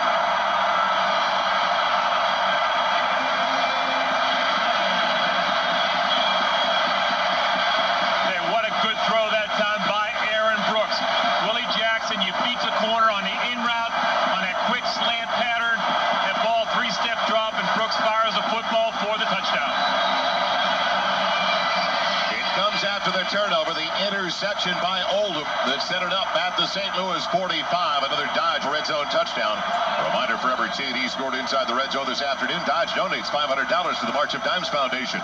Think Dodge different. Bryant in for the point after. It's up. It's good. And the Saints looking for their first ever postseason victory. Lead by 10. 8:40 left in the third. 17-7 New Orleans. This is West after the interception of a Kurt Warner pass, and the Saints have a 17-7 lead with 10 of their 17 points directly coming as a result of turnovers. Log on to SuperBowl.com for up-to-the-minute Super Bowl coverage.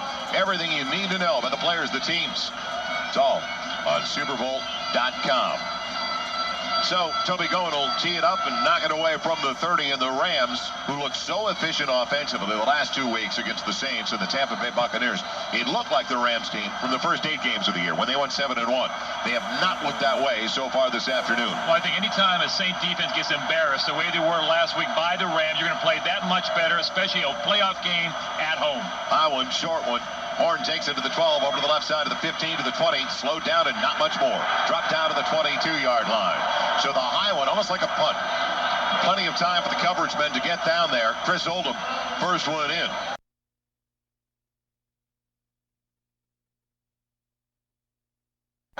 We're getting back to that touchdown catch by Willie Jackson. He really gets inside the cornerback, Todd Light, on the goal line. You cannot allow the guy to get inside you. See what the Rams do with 8:31 to play in the third quarter. When we come back, trailing by 10, you're listening to Extended Play at their own 22. But first, let's pause. 10 seconds for station identification. This is CBS Radio Sports coverage of the NFL playoffs on Westwood One.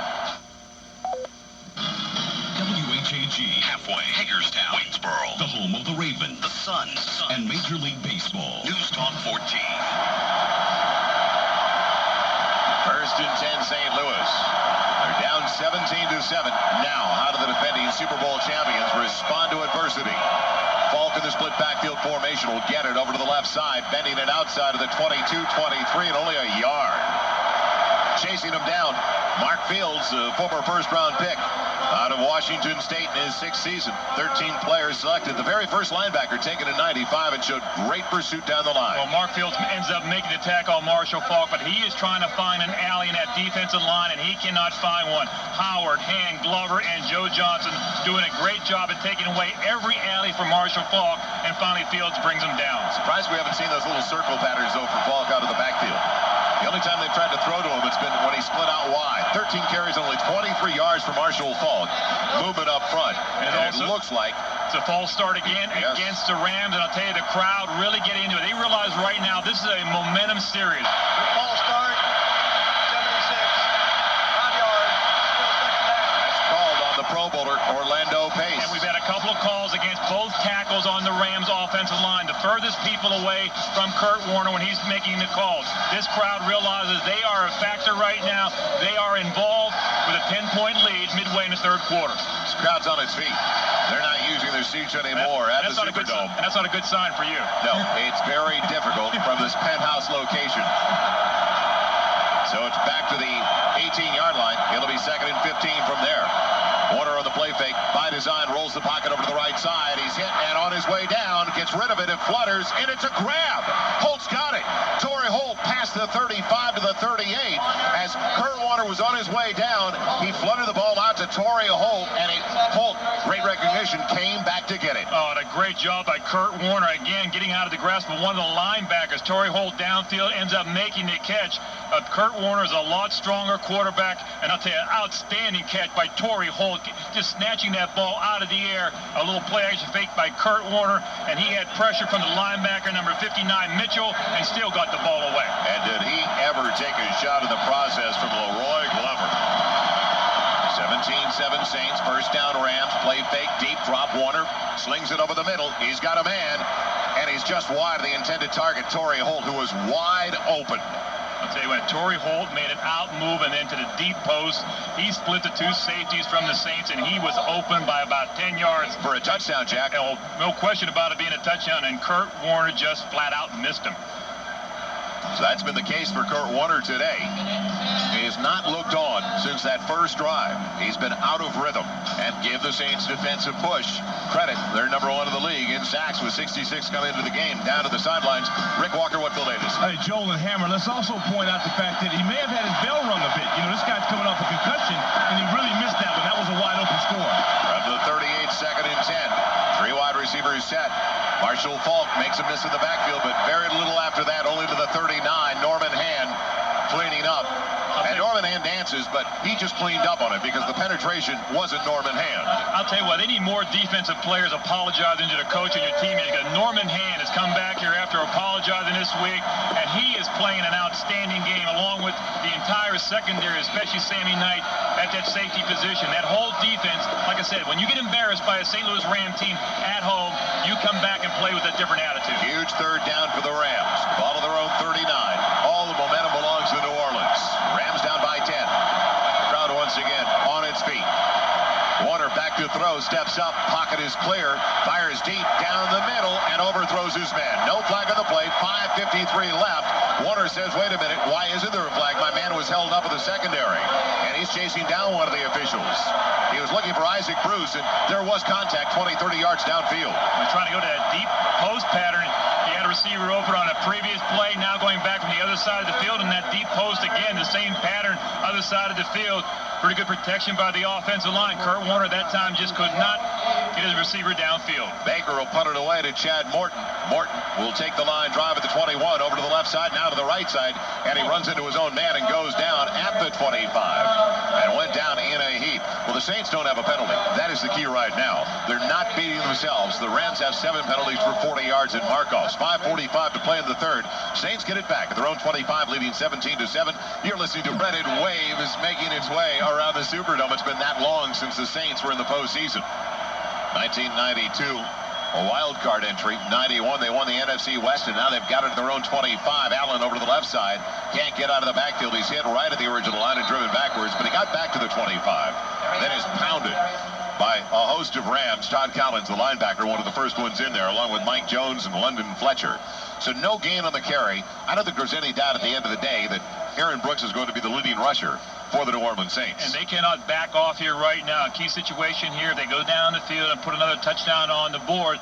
I mean, their defense has really done a great job. Marshall Falk, 14 rushes for 24 yards, 2 catches for 5 yards. They've shut him down in that Ram offense.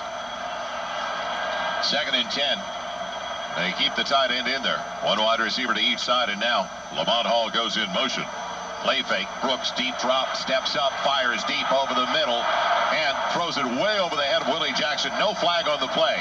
Jackson asking for the same flag the Isaac Bruce contingency was looking for a couple of snaps ago. Every wide receiver in NFL in training camp, they practice. If you don't catch the football downfield, turn to the official and motion that you want a flag. That time, just good coverage downfield. That ball was well overthrown by Aaron Brooks.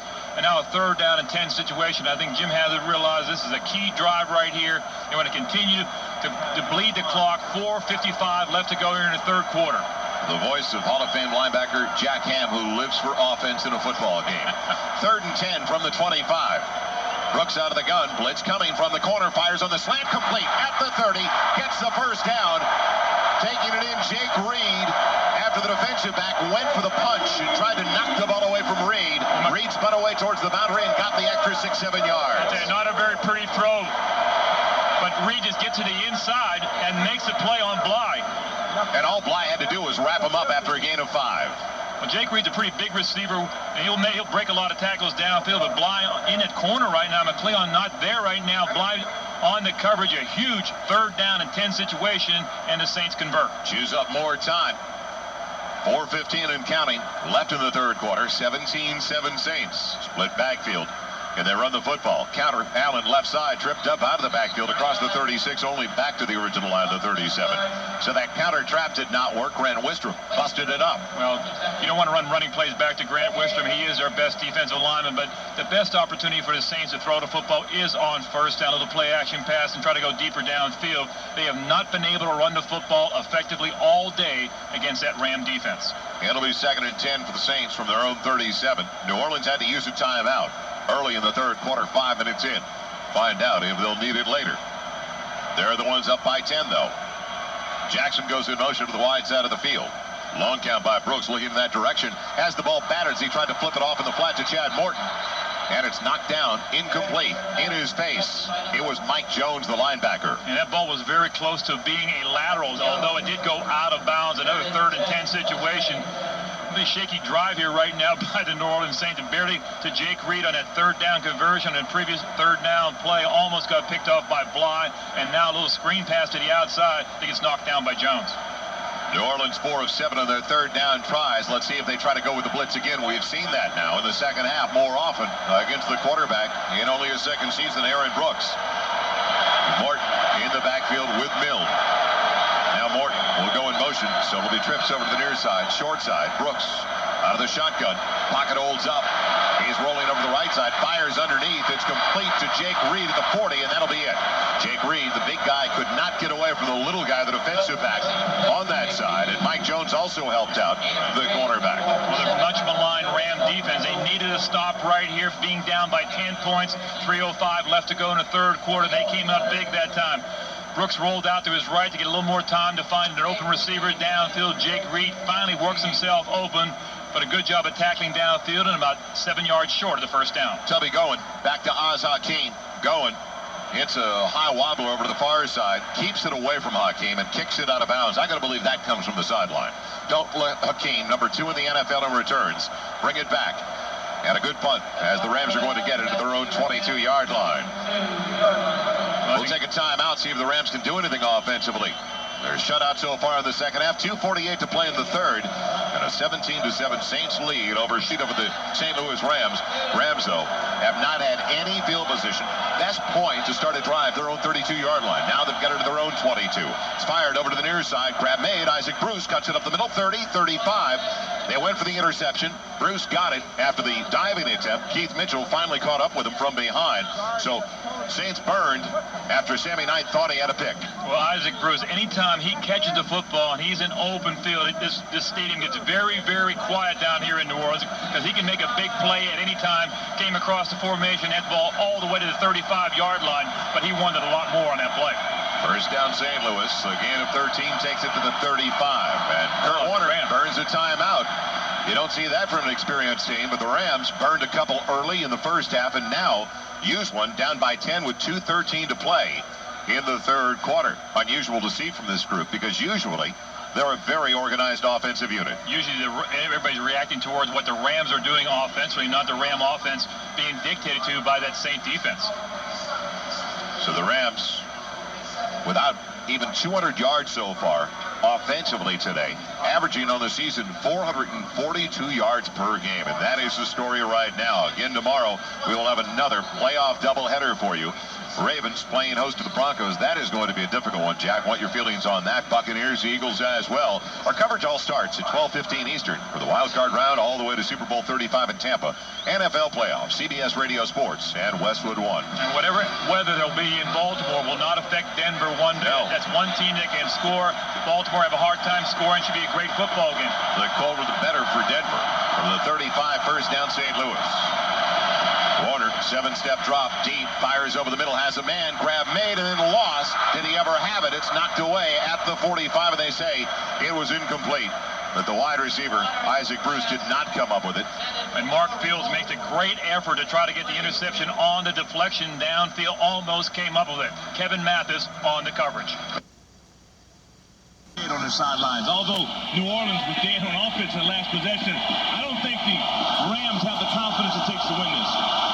We'll find out over the next 17 minutes and 6 seconds. Warner shoveling it off to the tight end. Roland Williams makes a miss, but only gets to the 40. Beat the first man, and then scraped down around the 40-yard line after a short gain of about 5. Joe Johnson, the defensive end, got out there. You know, Doc makes a good point. Rams had to play Monday night in Tampa Bay a couple of weeks ago, come back on a short week and play the Rams last week here on the road, and now come right back down here again. Three games on the road on a couple of short weeks could be taking a toll on that Ram football team. Saints defense holding the Rams to only 193 yards so far, giving up an average of 296 on the season. Huge 3rd down again. 3rd and about 4.5. Blitz from the corner.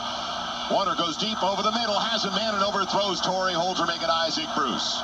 Well, instead of going for 5 or 6, it seems like whenever they need short yardage, Kurt Warner is going for 20 and 30-yard gains, and they're not playing smart right now. Well, Darren Smith, the linebacker, got about 30 yards deep on a play and made Kurt Warner throw the football up over his head.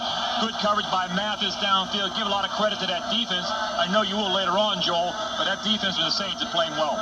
That stops the clock momentarily. Minute 23 to play. Begrudgingly. Where do you see Tampa Bay tomorrow if you want to see a good defense? Can't wait. Against the Buccaneers, or against the Philadelphia Eagles, as Baker punts it away to Morton, who takes it on the run with a fair catch. And a short punt at that across the 25. He's got it, and the Saints will take over at their own 26. Only a 33-yard punt by John Baker. So some missed opportunities for the Rams.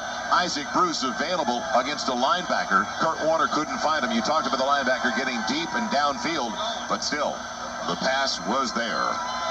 And the pass was at least available. Also, the reason the linebackers are getting deep downfield is because Marshall Faulk really has not been a factor. If the running game had been a factor, the linebackers would take that play-action fake, and Darren Smith would never be 30 yards downfield trying to help out and breaking up a pass. High formation for the Saints. Now both the Saints and the Rams with only 2 timeouts remaining. Long count by Brooks. Looks like he's changing the play at the line. He's got 3 wide receivers, no tight end. They give it to Allen on the delay over to the left side. Allen hit right at the 25. No gain on the carry for Terry Allen. Right now, it almost seems like they're trying to burn as much clock as they can here at the end of the third quarter. I think right now it's big for the Ram defense to make sure it's a 3-and-out situation. And on the other side of the ball, Jim Hazard cannot back off right now if they want to continue to keep the lead here in the fourth quarter and win this football game. Any team that kind of tries to sit on a lead against a team like the Rams offense ends up usually coming up on a short end. They double up. Reed and Wilson to the far side, the wide side. Jackson over to the near side. On 2nd and 10, Brooks under his center from his own 26. Play fake and a deep drop. Aaron Brooks has all the day to look over the middle and fires. He had all the time in the world. Guns in for the completion. It's Robert Wilson taking it across the 45 to the 47. The Rams getting no push unless they blitz the Saints. Well, they took a play-action fake, and really the Saints have not been able to run the football all day, so don't take a play-action fake. Go after Brooks. He is the only guy who has hurt them in the running game. That is the final play of a positive third quarter for New Orleans. They had the only 7 of the quarter, and after 3, lead St. Louis 17-7. You're listening to exclusive coverage of the NFL playoffs on Westwood One. All the momentum belonging to the New Orleans Saints as we start the 4th and final 15 minutes of regulation. That's all that separates the Saints and their first ever playoff victory. It would come at the expense of the defending world champion St. Louis Rams. Saints 17, Rams 7. And Mike Martz does not like to have the situation where he's in right now where he needs his defense to come up with a big play. Terry Allen's a single in the backfield. 1 wide receiver to each side. They run Hall in motion from the Saints 47. They've got a first down. Fake the toss sweep. Brooks now in trouble. Fires over to the near side. It's Allen. He's got it to the 45 to the 50. And a good job to the 48-yard line of the Rams. Made something of nothing. Exactly that. It didn't look like it was going to be a busted play. Todd Light got to him, but a gain of 5. Most of the passing plays of the New Orleans Saints are busted plays. Brooks rolling out, trying to make plays on the run. Wide receivers breaking routes downfield. You know, Joe Horn out of the game from the first series, so they got an impromptu passing game and barely get the football out to Allen for about a 4-yard gain or 5-yard gain. Better numbers between the 2 quarterbacks belonging to Aaron Brooks. He is now 13 of 23 for 177 yards. It'll be 2nd and 5 inside the Rams 48. Long count by Brooks. They'll give him the sprint over to the left side to Allen, who couldn't get out. Knifing through, Grant Wistrom again. Chopped him down after a loss of a yard or 2 back at the 49.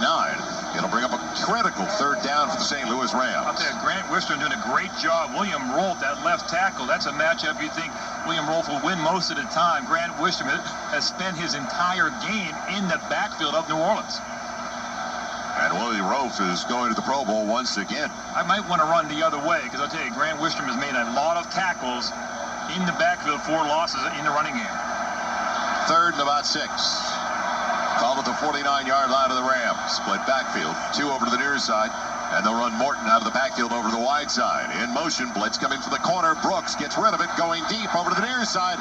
Great grab, 25-20. It'll be a touchdown for Willie Jackson. He can walk into the end zone.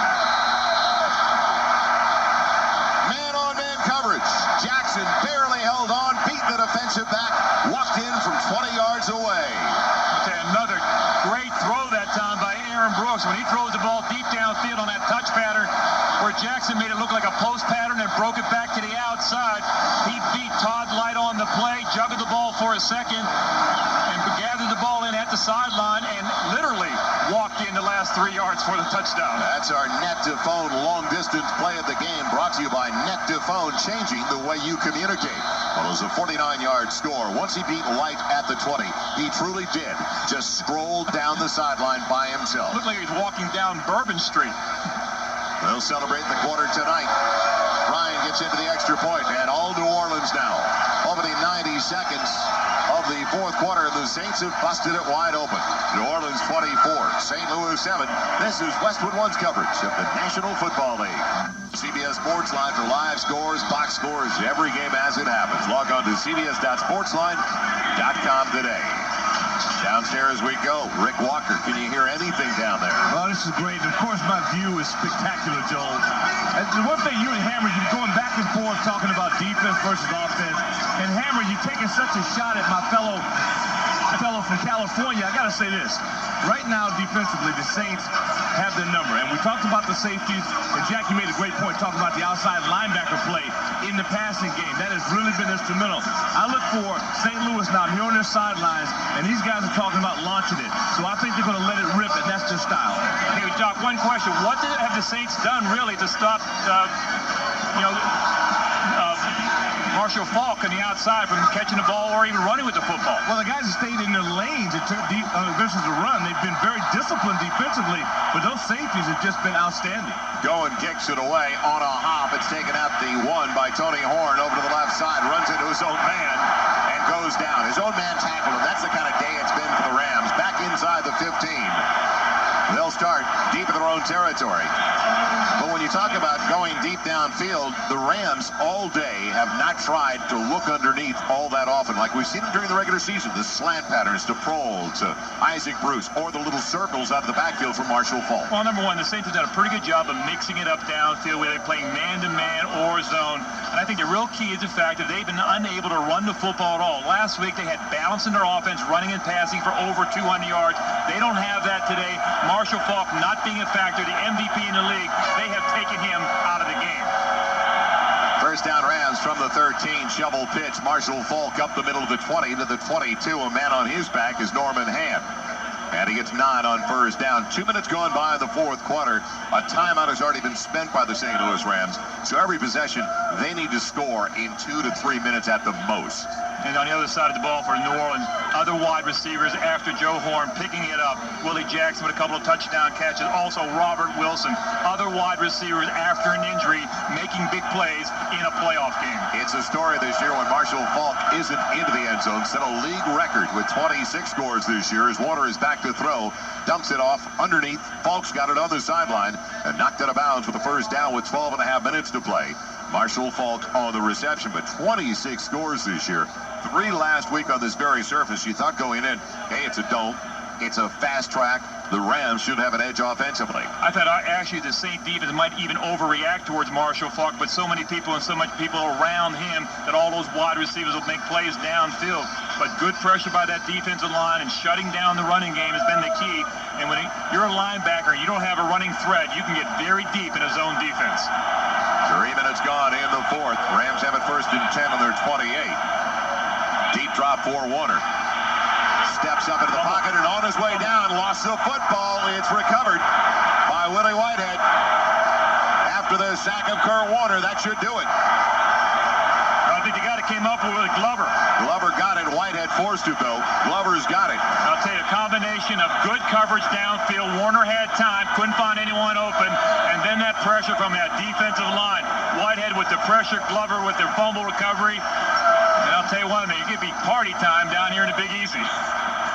You're sticking around tonight. I am heading for Tampa Bay and Philadelphia tomorrow.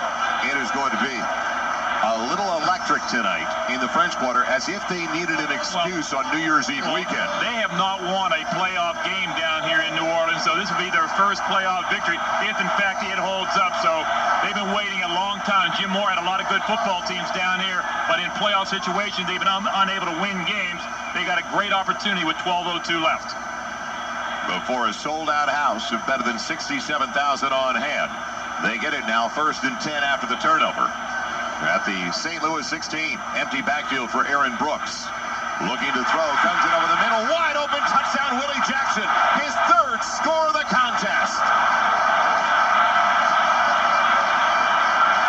There is a flag down.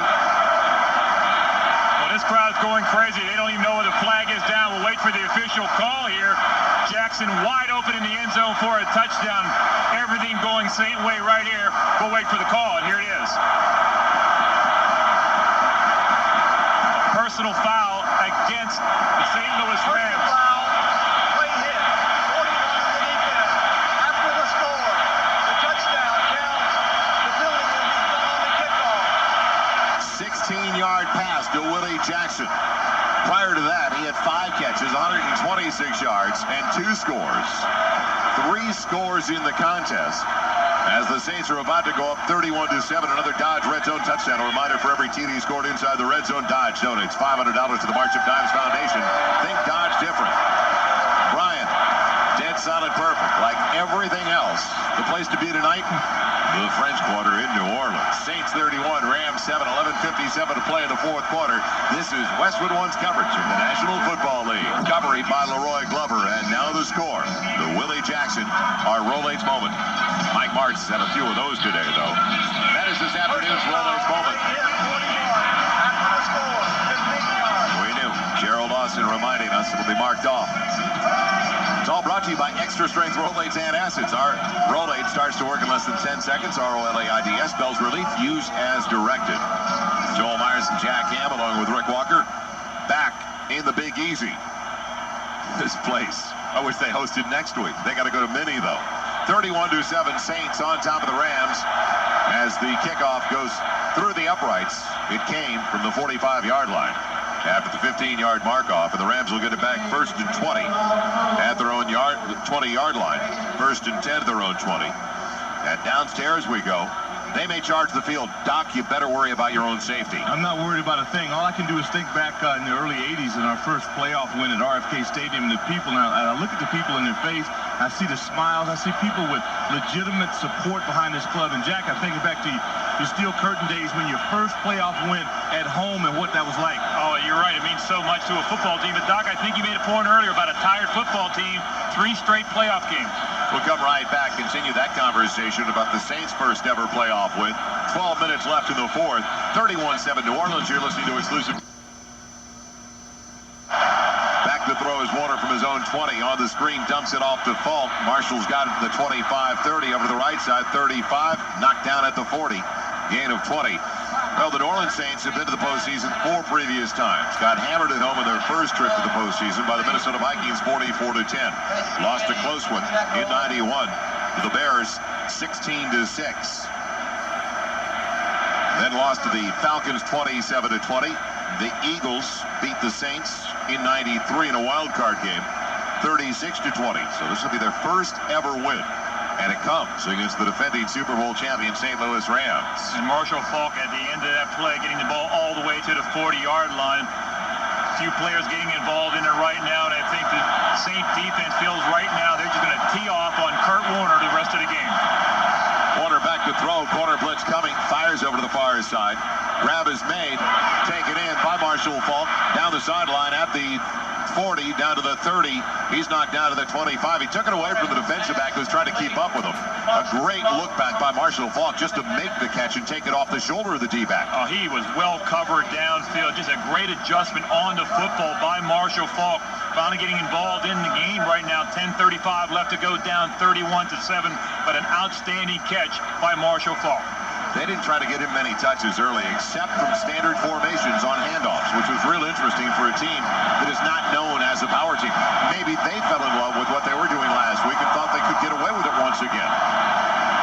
Back to throw, Warner fires over to the near side. Grab made by Ricky Prohl, and he's short of the first down, going down after the gain of about 9 to the 16-yard line. He should have used the boundary and gone out just to stop it momentarily. Exactly. He should have gone out of bounds with 10 minutes left to go in the game. You got to conserve all the time you can. Remember, this Ram team can score points in bunches, so they are not out of this game, even though they're down 31-7. It would take more than a miracle on 34th Street. Well, if you had any offense to do it, this would be the one. Take something out of the variety of Bourbon Street. Back to throw is Warner. Empty backfield, looking underneath, fires over the middle, grab made, Proles got it, touchdown Rams. With 9:36 to play, it didn't take long. And Houston had a big lead on Buffalo a number of years ago in the playoffs. They had a whole half to come back, though. They didn't have 9:36. This team can score in a hurry. And a quick touchdown here, now down only 31-13, so I think the New Orleans defense all of a sudden played prevent too early in the game. Marshall Faulk on a screen. Good yardage all the way to the 40-yard line. A couple of good catches downfield. And Ricky Prohl finally for the touchdown, spun off the tackle. And I'll tell you, Jim Haslett is not happy on that sideline. Kind of surprised. The Rams going for two. They've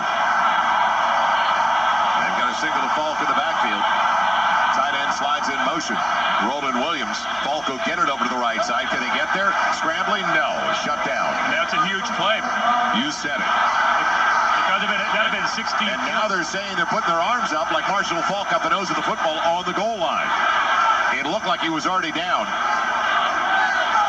The linesman came in and all of a sudden put his arms up. The umpire is clearing the two teams away. That's a huge play right now because that would put it at 16, which would be two. Runner hit short of the line. The point is no good. No good. The head linesman came in and all of a sudden put his arms up like it was good. You and I saw it where he was down inside the one. Exactly, a huge play because that would have put it on 2 scores, 2 touchdowns, and two-point conversions. Would in fact tied the football game up. 9:36 left. We'll come right back with the Rams getting the score. Too little too late, though. 31-13 Saints. For reason, number one, Mike Martz realized that he does not have a very good defensive football team, number one. Got a better opportunity, I think, maybe go for the onside kick here. He needs 3 scores right now to get in this football game or take the lead, so he needs at least 3 more possessions. 9:36 left to go in the game. Saints with a hands team up there, but it's going to be kicked away by Wilkins. Bringing it back, it'll be Fred McAfee from the 3 up the right side of the 10 to the 15-20. Breaks it across the 25 to the 30. Good return. He's hit across the 35, goes down near the 36. And the Rams trying to take it away at the end of the play. Could have picked up another penalty, and that's the difference in the games right now. There is a flag down. That's going to be an illegal block. This is the first penalty against New Orleans today. Holding 27 of the receiving team, 10 yards, first down. Now, Aaron Brooks, we've been talking about throwing on first down today. The last thing they want to do is stop the clock for anything for the St. Louis Rams. Also, but 9:25 is still a lot of time. You don't want to go 3 and out and quickly give the ball right back to Kurt Warner and the Rams. You want to continue to be aggressive, making plays downfield. I just think if they get a couple of first downs right here, I think the Saints can really make it very easy the rest of the way and take a lot of time off the clock. Aaron Brooks has thrown for 243 yards today. And he may run with the ball more here on this drive than any time today. Chad Morton, the single to the backfield. They run Robert Wilson in motion to the wide side of the field. The right guard lifted up, dead ball. False start. Penalty coming up on the Saints. Kyle Turley.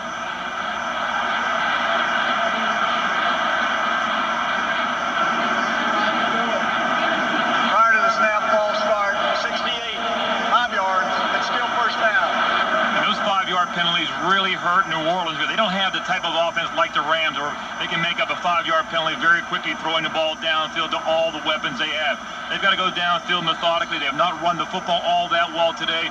Aaron Brooks being probably their leading rusher here today. That 5-yard penalty pushes them back inside their own 20-yard line. From the 18-yard line, it is 1st and 15 for New Orleans. They lead it 31-13 with 9 1/4 left in the contest. Play fake for Brooks. Sets up the screen. Morton's got it. Gets a block across the 20, 25 to the 30, and he gets the first down, making a man miss.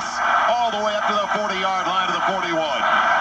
So the Rams over-pursuing themselves right out of a play.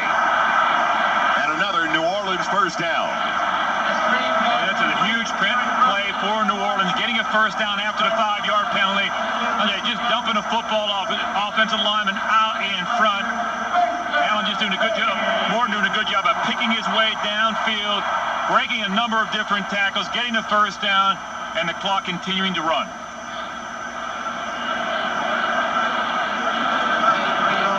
Johnny Morton's little brother Chad, the rookie out of USC, the 5th-round pick, goes over to the sideline. Terry Allen takes over in the backfield from the 41.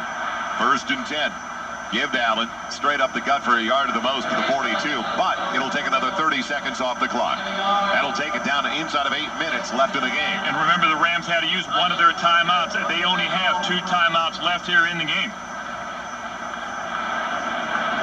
So New Orleans, with a win, matches up with the Vikings at the Metrodome next weekend.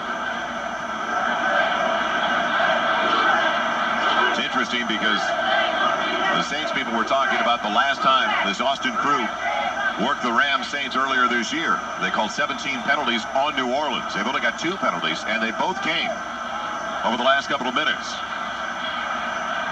2nd and 9 from the 42 of the Saints. It'll be Allen again. Hole closes in a hurry, spins out of the 43, and that is all. So it'll bring up 3rd and 8 for the Saints. They'll snap the next one with about 7 minutes left in the game. That's all they wanted to do. They got it with 9:36, and they'll effectively, if they don't pick up the first down, take almost 3 minutes off the clock.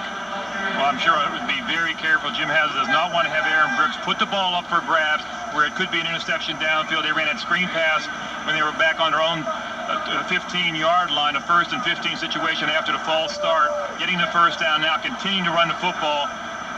They got a three wide receiver set to one side of the field, but I'm sure they're going to be very careful with the football to keep the clock going. Aaron Brooks in the second half, 10 of 12, 157 yards with 3 touchdown tosses. He's got 4 TD passes today. Out of the shotgun, drops back to throw, looks over the middle, fires over the far side, and it's incomplete inside the 30. No flag on the play. The defensive back got a piece of Jake Reed as the ball was coming in. Stops the clock with 6:52 left. There was heat that time on the quarterback as well. Well, Jake Reed is not a wide receiver, can go deep downfield anymore. Bly was there on the coverage, one-on-one. It also stops the clock with 6:52 left to go. They're going to have to punt the football away. Took some time off the clock. I was surprised they tried to go deep downfield because really the Saints do not need any more points. And now the key, Gowen's got to kick it out of bounds again, like we saw earlier. Keep it away from Oz Hakeem, who's second best in the NFL in punt returns. So he waits back at the 15-yard line.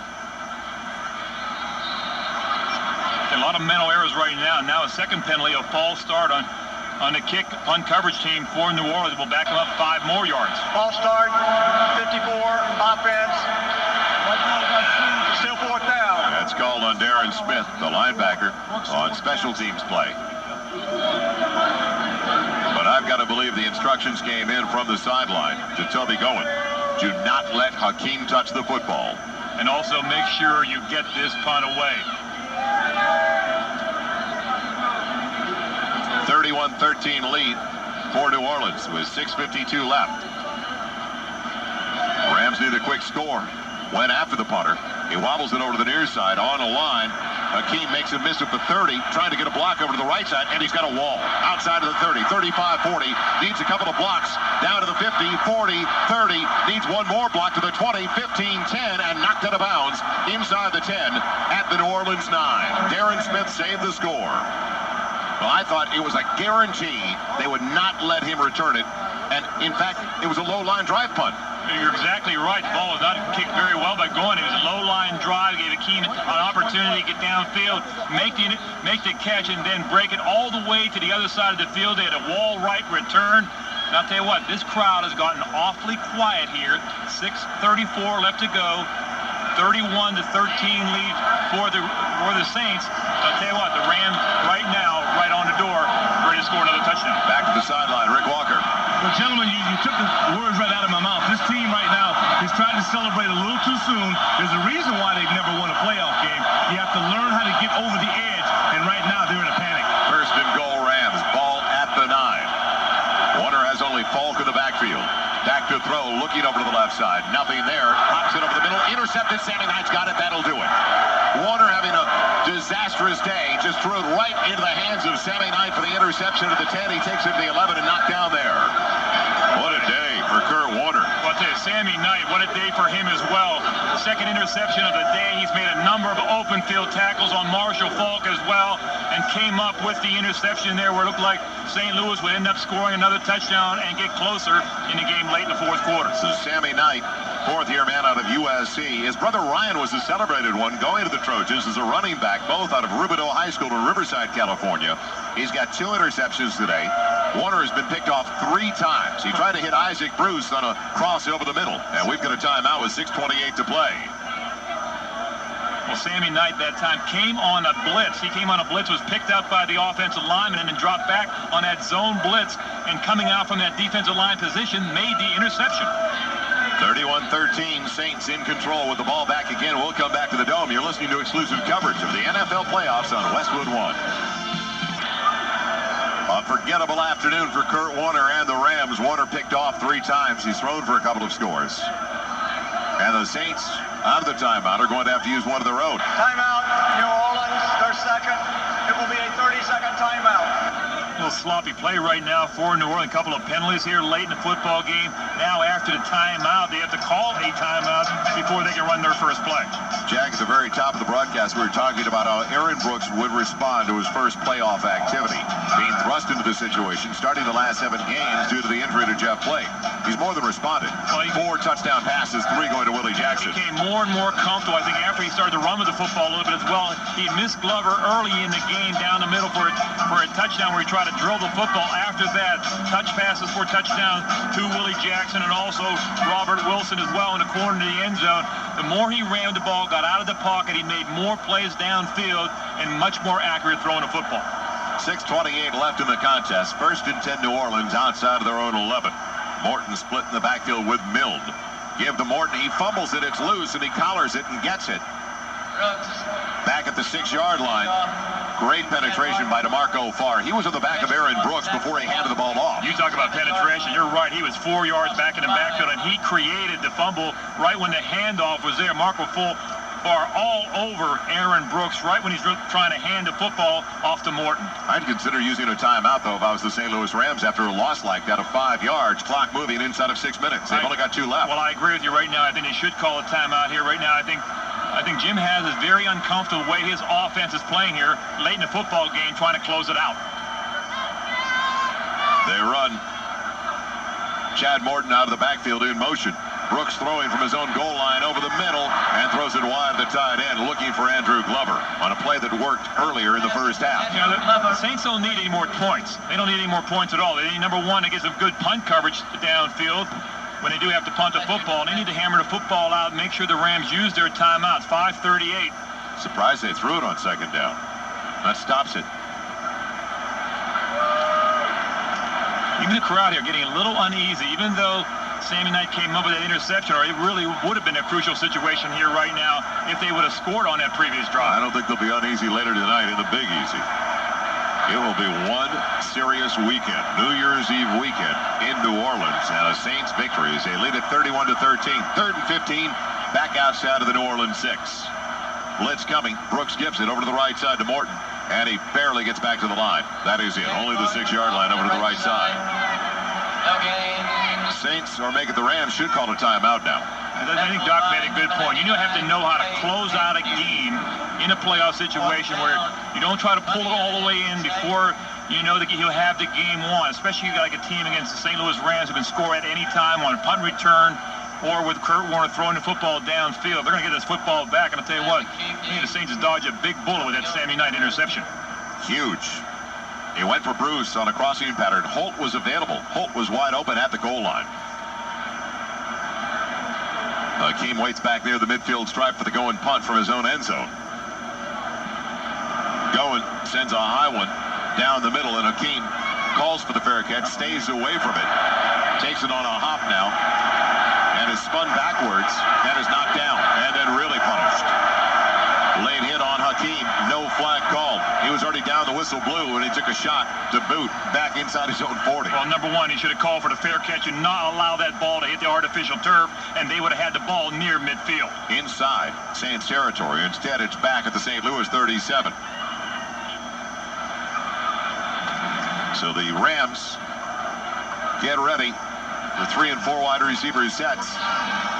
With 4:40 to play, Jack. And you got to be careful about a prevent defense. When you throw a prevent defense in that zone defense, you can dump that football off to Marshall Faulk, and he'll chew up a lot of yards going downfield like he did on the drive for the touchdown for the Rams. From the 38 of St. Louis, Warner out of the gun. Steps up into the pocket. Fires over the middle. The wobbler is grabbed by Isaac Bruce. He's got it at the 35, going down and tripped up at the 33. Rams have to play the hurry up. They'll have it in Saints territory. Too little time and only 2 timeouts on the board, though. Saints have 1 timeout remaining. 29 yards on the reception. The only way they can get back in is a quick score and a couple of onside kicks right after each score. 6 catches for 119 yards for Bruce today. He's got 1 of the 2 touchdowns for the Rams. Back to throw is Warner. Guns it over to the far side. Bruce comes back to get him. He's got another 9 on the completion. He's out of bounds at the 25 and stops it with 4:01 to play. Jim has an ex-defensive coordinator for the Pittsburgh Steelers back in that zone defense, letting Bruce make the catch, step out of bounds, and saving time on the clock. Only 4:01 left to go, but they are moving down the field very quickly. The way that Saints defense played the entire game. Remember, the Rams had that opening drive for the touchdown to really shut them out until the end of the football game. They are playing that prevent right now. We'd have a game had Warner not thrown that last interception, had they gotten in and made it either 31-19 or 31-21, because they would have gone for 2. Second and a couple. Warner on the straight and deep drop, in trouble. Fires over the middle. The grab is made. Good move. Marshall Faulk to the 15, to the 10, to the 5. Will they get there? Yes. Touchdown Rams.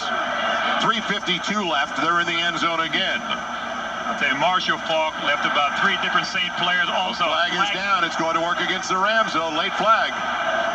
And wait a minute. Jerry Austin pointed towards the Rams first. Foul, roughing the passer.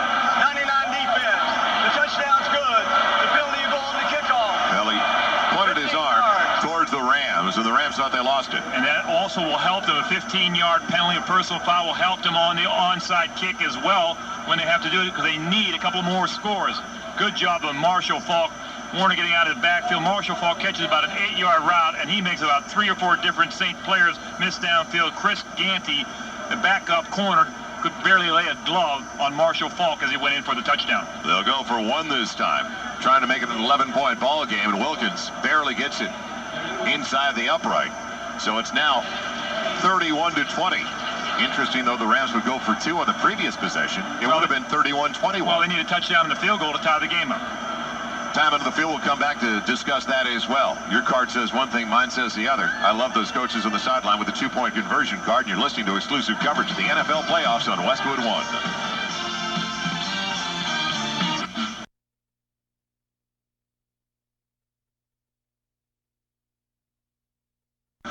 Rams get ready for the onside kick from Jeff Wilkins. They'll set it up over to the far side. A lot of times you want an artificial turf, you want to hit the top of the football right as you kick the ball, and then it pops up in the air. You can try to recover it. Rams recover it, and they do get it. The grab made in the air, easy for the Rams. There's also a flag and it was Dre Bly. Now, there is a flag down, and the Rams may have been offside. They may have left early. The flag is down just past the 45 where they hit the ball. Mike Martz on his sideline. That was an opportunity to get exactly that. They kicked the top of the ball. Offside on the kicking team. 5 yards. Replay the kickoff. They're going to re-kick it again, but remember also the 15-yard penalty, so that's why they kicked the football where they did on this play. You try to just chip the ball down on the artificial turf, make it go up in the air, then you control it downfield and make the reception. That's exactly what the Rams did on the play. Offsides. We're going to have to do it again. Another opportunity, but it looked like, I'll tell you what, it got very quiet here when it looked like the Rams had the football again. 3:48 left, 31-20. Interesting, though, the Rams would go for 2 on that previous score. Otherwise, it would have been 31-21. They wouldn't need the touchdown and the 2-point conversion. Just a touchdown, regular extra point, and a field goal for the tie. Here comes the next try by Wilkins on the onside attempt. Up into the air it goes. It's batted around. A loose ball. Rams may have it. I think they do. Rams say they've got it at the bottom of the pile, and they do come away with it. It's Dre Bly again, who's covered it the first time. So the Rams have it back with 3:43 to play. And we pause 10 seconds for station identification. This is CBS Radio Sports coverage of the NFL playoffs on Westwood One. Hagerstown, Waynesboro. Some of the most up-to-date local news. News Talk 14. News Talk 14. Saints basically stood around and watched on both those onside kicks. Pretty interesting. Now the Rams get it back in New Orleans territory. They've got it at the Saints 47-yard line, 1st and 10, down by 11. Warner back to throw, steps up into the pocket, floats it over the middle, grabbed, almost made, in and out of the hands of Hakeem, and he had room to run at the 30-yard line if he holds on. Well, the middle of the field is wide open, and Hakeem had the football in his hands. He just dropped it on that deep in route. Just an outstanding job of Kurt Warner putting the ball out to Hakeem right where he can catch the football and run after the catch. Just could not hang on to it. Right now, the difference of the game, the interception by Sammy Knight, when the Rams had it first and goal to the 9-yard line, and he got it on that first down. And you had the Saints fans all celebrating here at Bourbon Street, and this game is not over yet. I think it's still safe for them to celebrate. 3:38 to play. Rams only have 2 timeouts left. 31-20 New Orleans, 2nd and 10 St. Louis at the 47. Warner under center, won't work out of the shotgun. Blitz coming off the corner. Warner dumps it off in the flat to Hakeem. He's got to get to the sideline, and he can't get there. He's knocked down immediately at the 46 by Chris Kenny, the defensive back. Very good open field tackle. Kenny missed the tackle on Marshall Faulk for a touchdown in the previous series. That time, a great open field tackle by Kenny, and the clock continued to run. Now Warner will call a timeout. He'll use one. With 3:20 to play, only 1 left. Boy, that timeout that Warner used towards the end of the 3rd quarter. Killing the Rams now. Good open field tackle by Kenny, forced a timeout by the Rams. Post-game report coming up with Tommy Tighe. We'll recap that overtime victory in the first matchup today between the Dolphins and the Colts. And the Dolphins coming from a 14-0 deficit to win that game. That is all with Tommy Tighe after our matchup here at the Superdome. So who is it going to be, the Rams or the Saints? Rams come from behind after trailing 31-7. They will go to New York and take on the Giants. If the Saints hold on, they will head to the Metrodome and match up with the Minnesota Vikings. And all the momentum right now in favor of the Rams. The crowd really out of the football game here. They're going to have to get back involved. They were a big factor, a couple of false starts by that Ram offense. I'll tell you, they got a little bit quiet as well, started celebrating, but this game is not over. 3 minutes and 20 seconds left. It's a 3rd and 8 situation coming up for the Rams. They'll take a field goal here if they can get it, because we're going to need 2 scores. Warner back to throw, going for the bundle, down the sideline, and a grab is made to the 5 by Hakeem. 1st and goal to the 5-yard line. Clock moving, 3:10 to play. What a great throw by Warner, laying it up over to the defensive back by Hakeem, making the catch down the sideline and then going out of bounds. This Saint defense right now is back on its heels. No pressure on Warner, and they are moving the football very quickly downfield. Clock moving inside of 2:50 to play. 1st and goal. Warner looking over the middle, flushed out of the pocket over the right side. In trouble, steps up, fires middle of the end zone, and it's knocked away from his intended target. Sammy Knight on top of Hakeem. That'll stop it with 2:43 left on a 2nd and goal to make it Ricky Broll 87-81. We're pretty well blocked out up here. Now to the sideline. He's got a good view. Rick Walker. Rick? Well, the view again of another Saint injury. Looks like Hawthorne, I think, number 36, hurt his leg 2 plays prior, really on the big catch by Hakeem. And it just continues to go on for New Orleans that is playing awful scared, guys. Well, the Rams still need 2 scores, though, with 2:43 left. They've only got 1 time out on the board, trailing 31-20. Doc makes a good point about finishing off a game and try to win your first playoff game. I tell you what, the Saints trying to hang on here at the end of the game. They've already lost one of their defensive backs, Moulton. Hawthorne now down on the ground at the 3-yard line. It's interesting, the routes that we have seen over the last couple of series by the Rams, especially involving Marshall Faulk in little circle patterns out of the backfield, we did not see earlier in the game at all. Well, he caught a screen pass out of the backfield, gained about 35 yards on the 1 drive for the touchdown. Remember in the first half, he caught a screen. They knocked him down for a 2-yard loss as well. They concentrated. I think right now the intensity, momentum, everything going the way of the Rams. I think they feel they get the ball back one more time. I think they have a chance of pulling this game out. It would be a great come-from-behind victory down here in New Orleans. It is interesting, though, in basketball, we talked about the guy, the hot hand. He's got to get the touches. Well, in the first half, Marshall Faulk had only 2 passes thrown his way. The one you're talking about, they caught the screen that didn't work, and the other one where he was over to the wide out on the boundary, like he was setting up like a wide receiver. And it all goes with intensity. Right now, you think you're going at a full speed, even though you had that big lead. All of a sudden, you can't turn it on and off and then back on again as they help Hawthorne off the field. Looks like he will not be back in the game. So if the Rams do get the football back, and if they score here, that secondary will be depleted for the New Orleans Saints. Back down to the sideline. Rick, what's the latest? Well, also talk about the confidence in Kurt Warner. A couple of people on the Rams sideline told me unofficially they didn't really think Kurt was out of the daze. But right now, fellas, he looks like he's sharp. Well, he was knocked out of the game with a slight concussion last week here at the Dome. Now 2nd and goal outside of the 5 for the Rams. Falk in motion over to the near side. Warner with an empty backfield, back to throw in trouble. Comes over to the left side. Will he run it? Yes, he will. To the 5. Will he get there? He's in. Touchdown Rams. Kurt Warner on the run of 5 yards. 2:36 to play, and they don't have a choice. Have to go for the 2-point conversion. Well, this is a big ball game right here. Kurt Warner, they had everybody covered in the end zone. He did not have all that far to go, about 5 yards to roll out to his left. Realized that man-to-man coverage, he could go all the way. Just got inside the pylon for the touchdown. And a 2-point conversion right here is huge right now for the Rams. That's why a lot of people are probably wondering why they went for the 2-point conversion when they were down 31-7 and failed, and it stayed at 31-13. Otherwise, they'd only need a field goal now. Here comes the 2-point try. Warner under his center. Falk stays in the backfield. 3 wide receivers set. Warner looking over to the left side, over the middle, pops it. Warner's got it. It's good. It's a 3-point ball game. A little pop pass over the middle to Marshall Falk with 2:36 to play. 31-28 New Orleans. Hard to believe, partner. You can never let up on a St. Louis Ram offense. One thing you got to do, you got to continue to play hard and finish off a football game. When you have a lead like that, your football team has been in the playoffs where you have not won a game. You got to make sure in the 4th quarter you finish it off. As Sammy Knight not made that interception on the previous drive, the Rams right now would have the lead. I did the Monday night matchup with the New York Jets and the Miami Dolphins, where Miami, with 12 seconds left in the 3rd quarter, had a 30-7 lead, and New York came and won it in overtime, as it was tied at the end of regulation at 37. So it wouldn't be the first time this year it has happened. They're calling that one the Monday Night Miracle. 10 minutes ago, you were ordering hurricanes for everybody here in New Orleans, and I want the glasses. If they do order them, I want to take those glasses from the corner home. Next weekend, throughout the month of January, CBS Radio Sports, Westwood One, brings you the NFL postseason like nobody else can. For the wild card round all the way to Super Bowl 35 in Tampa, the NFL playoffs on CBS Radio Sports and Westwood One. But it requires getting another onside kick for the St. Louis Rams. Again, on the artificial turf, you hit it high and pop it in the air. Here goes Wilkins into it, pops it up into the air. Will it make it 10 yards? No, it's covered, and it's covered early by the linebacker, but there's another flag down. It'll be declined. The Rams were offside again, I believe. It was covered by Darren Smith. It never went 10 yards, number 1. It's a penalty for the ball not going 10 yards on the play.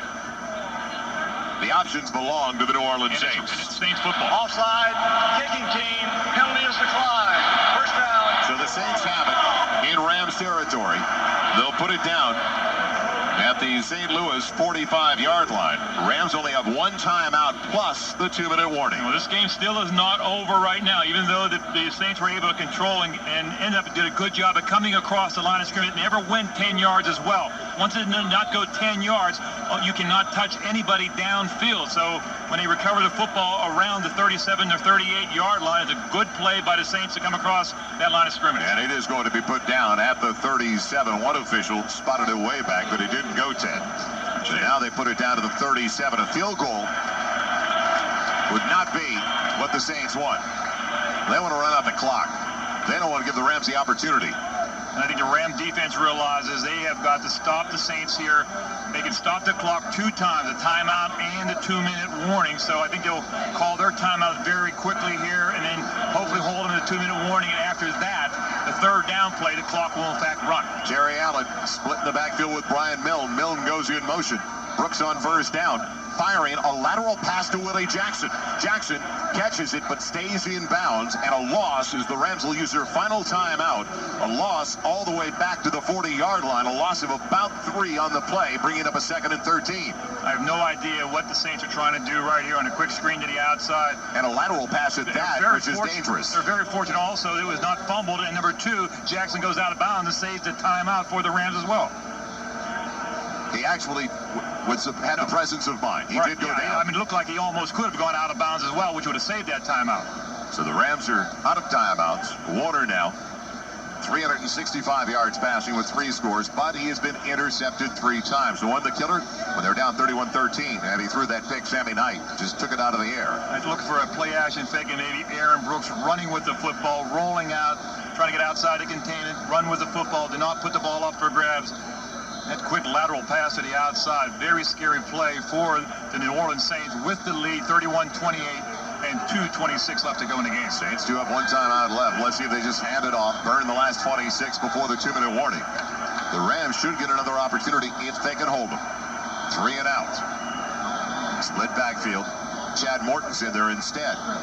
Brooks is throwing on 2nd and 10. Brooks, stepping up, is going to run it now to the 40, 37, and knocked down right at the 37. Let's make him the 36. It'll bring up, after the 2-minute warning, a 3rd and 9 situation for New Orleans. And that will be the season for the St. Louis Rams, whether or not it will continue, and the opportunity to tie it up or take the lead over the final 2 minutes. 2 minutes to play in a 31-28 lead for the New Orleans Saints over the St. Louis Rams. You're listening to exclusive coverage of the NFL playoffs on Westwood One. Party with the passing time. It's good to know that plastics can help. You're my pacemaker, lifting my heart when I cheer my granddaughter playing soccer. And in my hearing aid to let me listen, laugh over her funny stories. Oh, watching her grow up has been a pure joy. With a little help, I'll be here for her. With many more laughs to come. How has plastic touched your life? The American Plastics Council. Plastics make it possible. Right now, save big on Goodyear's most popular passenger, performance, and light truck tires. Like AquaTread 3s, Eagles, and Wranglers through January 13th. Plus, through February 3rd, get a $50 credit when you buy a set of 4 selected Goodyear tires on a Goodyear card account. And be sure to check out our line of Ultra Grip winter tires with exceptional traction and control. Don't wait for the weather outside to get too frightful. For full details on the retailer nearest you, dial 1-800-GOODYEAR.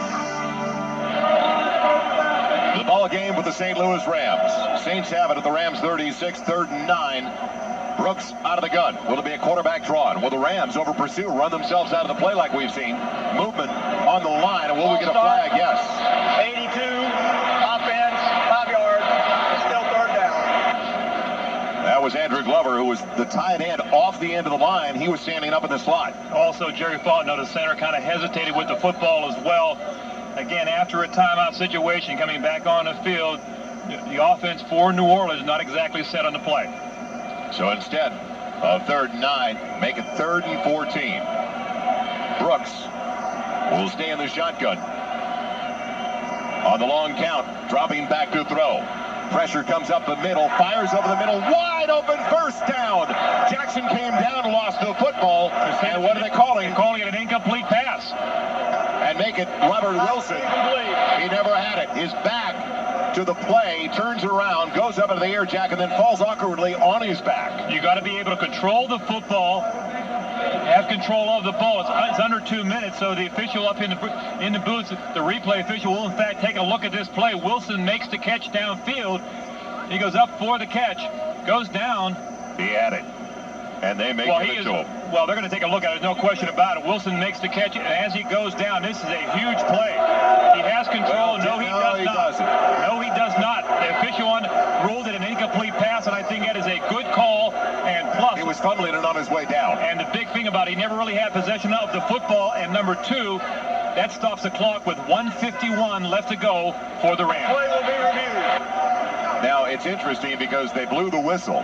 And he wasn't touched. The ball was poked away, actually, while he was flat on his back. And the Rams did cover it. Well, he never really had possession of the football. And one of the Rams who came up over the top, Matt Bowen, never did control the ball before it hit the turf, so it goes to an incomplete pass. But that is a good call by the official downfield and also saves the Rams about 45 seconds on the clock.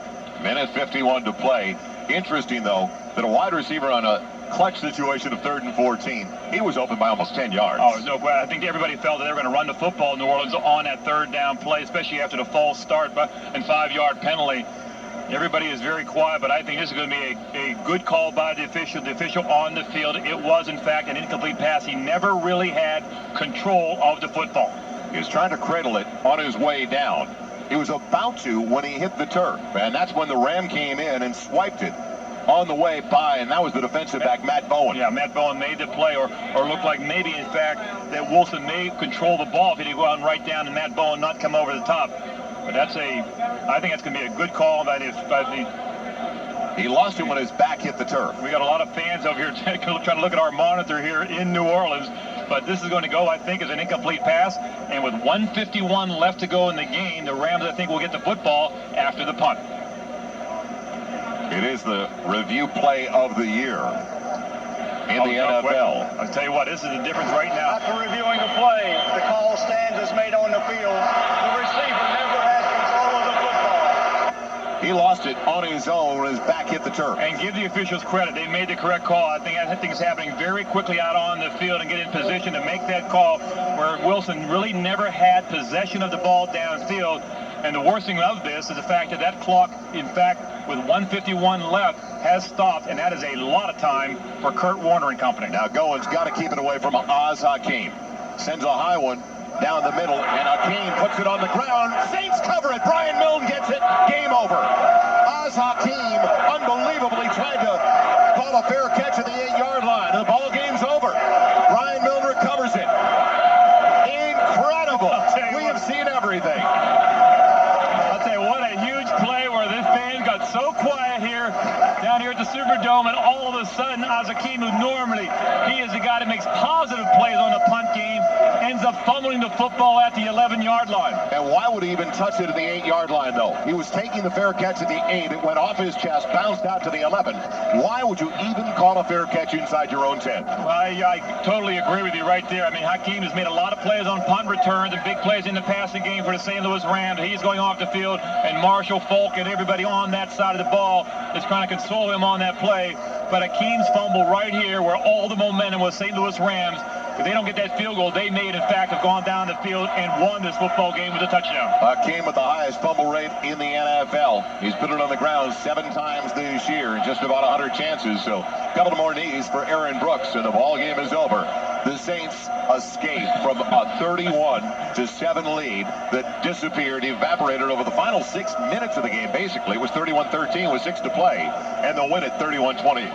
And you go back to that Sammy White interception down at the 5-yard line. He came with a blitz and came back out in that zone blitz situation. Got his left hand on the football and the interception on Kurt Warner, or this game would be a whole lot different. But the Saints hang on. It looks like they're going to win this football game, but I think they learned a lesson about how to win a playoff game. Today's broadcast of the NFL playoffs on Westwood One intended solely for the private, non-commercial use of our audience. Any reproduction, retransmission, or the use of the broadcast without the express written consent of Westwood One, the New Orleans Saints, and the National Football League is strictly prohibited. So the Saints take another snap. One more is all that's required. And in the books, their first ever playoff win in a franchise that began back in 1967, fittingly the very first game. And the first opponent at Tulane Stadium, the old LA Rams. And the fans really are not cheering. It's kind of like a sigh of relief right now for all the Saint fans here, because they realized they were on their heels late in the football game, and this might have been the biggest collapse of all time. And the biggest sigh, well, that came from the Metrodome. Or actually, yes, Meadowlands maybe, because the New York Giants do not have to face the St. Louis Rams. So, it's all over. Jim Haslett securing a win for the first in postseason play for this franchise. I'm not sure it's securing. Well, but he wanted. Brian Milne did at the 10-yard line on the fumble by Hakeem. Our final score at the Superdome. Saints 31, Rams 28. Come back, Tommy Tyke joins us. The post-game report. You're listening to exclusive coverage of the NFL playoffs on Westwood One. Here's a special calling card you won't find hanging out of the checkout counter. It's the 3.9-cent Net2Phone Direct prepaid calling card. And with our auto recharge feature, it never runs out of time. That's as low as 3.9 cents with local access for all calls throughout the U.S. Pennies more internationally. And you're guaranteed up to 100 minutes free. Call 1-877-SO-SO-LOW for your 3.9-cent Net2Phone calling card. You'll save 24/7 at home or away with no hidden fees. Just 99 cents monthly for service, and payphone surcharges may apply. All for 3.9 cents a minute and 100 minutes free. Get your credit card and call 1-877-SO-SO-LOW and learn how to get up to 1,500 minutes of free calls with your 3.9 rate. That's 1-877-SO-SO-LOW. Or online at net2phonedirect.com. Net the number 2phonedirect.com. Or 1-877-SO-SO-LOW. That's 877-767-6569 for your 3.9-cent card. Why are more and more arthritis sufferers turning to joint-ritis arthritis pain relief ointment for relief? Listen. I'm a big advocate of joint-ritis. I was so thrilled. It was a miracle. I found almost immediate relief. I wouldn't do without it. It's just been a blessing to me. It's worked beautifully. Fabulous. Wonderful. Great. Joint-ritis. New Joint-ritis all-natural pain relief ointment with maximum strength menthol and triple skin conditioners lanolin, glucosamine, and chondroitin. Available at Rite Aid and Eckerd Drug. Results may vary. For a cool mix of music and football, watch NFL Under the Helmet Saturdays on Fox. Check your local listings for details. That's Under the Helmet on Fox. Hi, everyone. Tommy Tighe with the NFL Playoffs and Westwood One postgame report. The final score, New Orleans 31, St. Louis 28. The Rams came out strong in this one on the game's first possession. Kurt Warner looking sharp, finding his targets open on the outside and over the middle. The visitors moved into enemy territory where the Rambos looked to draw first blood. Now it's going to be 3rd and 11 for St. Louis. You wonder if it helps St. Louis a little bit, though, for the receivers now to have more room to run. And will they spread the defense as Marshall Faulk stays in the backfield? Warner dropping back to throw. Guns it over the middle into the end zone. Touchdown, Isaac Bruce. Turning loose, Bruce, 17 yards for a quick 7-zip edge. Hoping to have Ricky Williams by this time was a pipe dream for the home team. Once again, he was seen elsewhere. Terry Allen trying to be the featured back, but the host running game non-existent going into the second. That forced Aaron Brooks to open things up in the air, and midway through the period, he started connecting, bringing the home team to the St. Louis 12. First snap of the second quarter, 3rd and 7. Brooks out of the gun, stepping up, firing, corner of the end zone, has a man. Touchdown, New Orleans. The wide receiver, Robert Wilson. Tying the tilt at 7, the Saints continue to apply the pressure. Brooks bringing the Saints back into visitor territory to the 15. However, in field goal range, he was intercepted by Devin Bush at the 5. When the Rams went nowhere again, the hosts had great field position, but sacks forced a punt. Where Warner took over was picked off by Sammy Knight. He takes it back to the St. Louis 20. 3 plays later, they settled for Doug Bryan's 33-yard field goal. That gave them a lead at halftime, 10-7. Coming out of the blocks in the third, Warner kept on throwing. For the second time in 3 possessions, he's intercepted. Chris Oldham gets the pick and takes it to the Rams' 45. 6 plays later, Brooks brings his club down to the 10. From the 10, empty backfield. Brooks, short drop, looking over to the right side, fires into the end zone. Touchdown, Saints.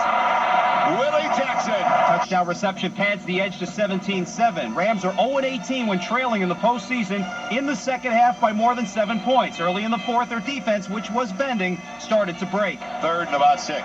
Call to the 49-yard line of the Rams. Split backfield. 2 over to the near side. And they'll run Morton out of the backfield over to the wide side. In motion, blitz coming from the corner. Brooks gets rid of it, going deep over to the near side. Great grab, 25-20. It'll be a touchdown for Willie Jackson. He can walk into the end zone.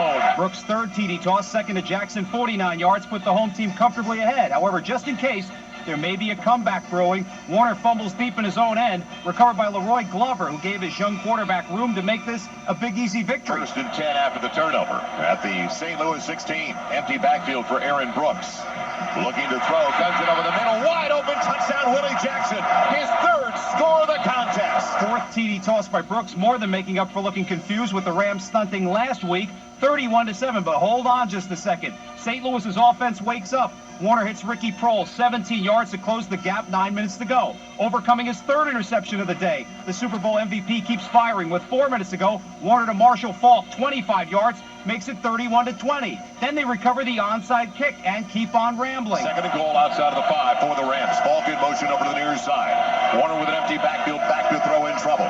Comes over to the left side. Will he run it? Yes, he will. To the 5. Will he get there? He's in. Touchdown, Rams. 5 yards. Add the 2-point conversion. Warner to Faulk, 31-28. 2.5 minutes to go. The Saints do recover the onside kick, but they go nowhere and have to punt. Oz Hakeem fumbles it at the 10, and New Orleans holds on for their first victory in the playoffs ever. When we return, we'll head back to the field for some post-game analysis. You're listening to exclusive coverage of the NFL playoffs on Westwood One.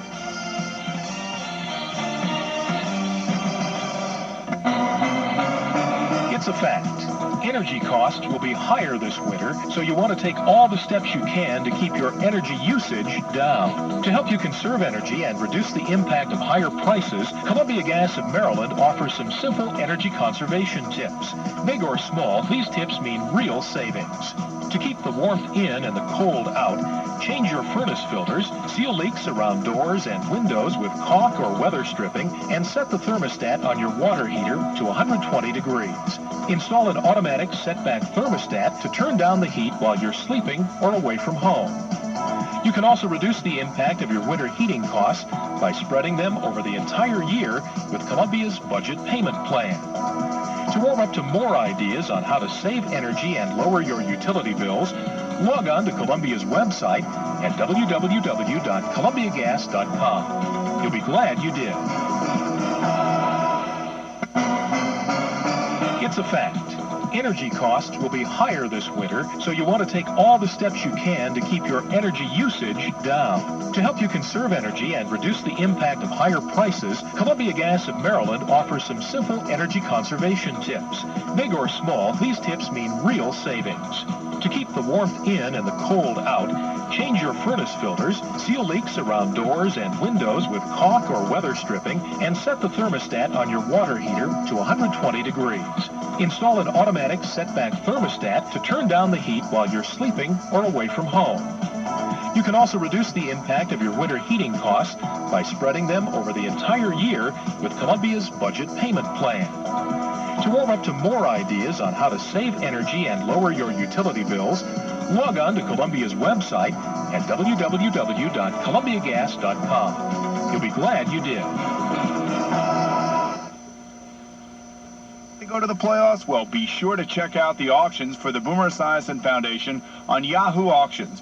You'll be able to bid for a chance to come to every playoff game all the way through the title tilt in Tampa. Right now, a package for all the divisional playoff games are up for auction. This package also includes some great merchandise, team jerseys or helmets, plus 100% of the proceeds go to help my fight against cystic fibrosis through my foundation. See a great game and help a really wonderful cause. Start bidding at Yahoo Auctions right now. Every year we grow wiser, but sometimes our bodies become less hardy with the passing time. It's good to know that plastics can help.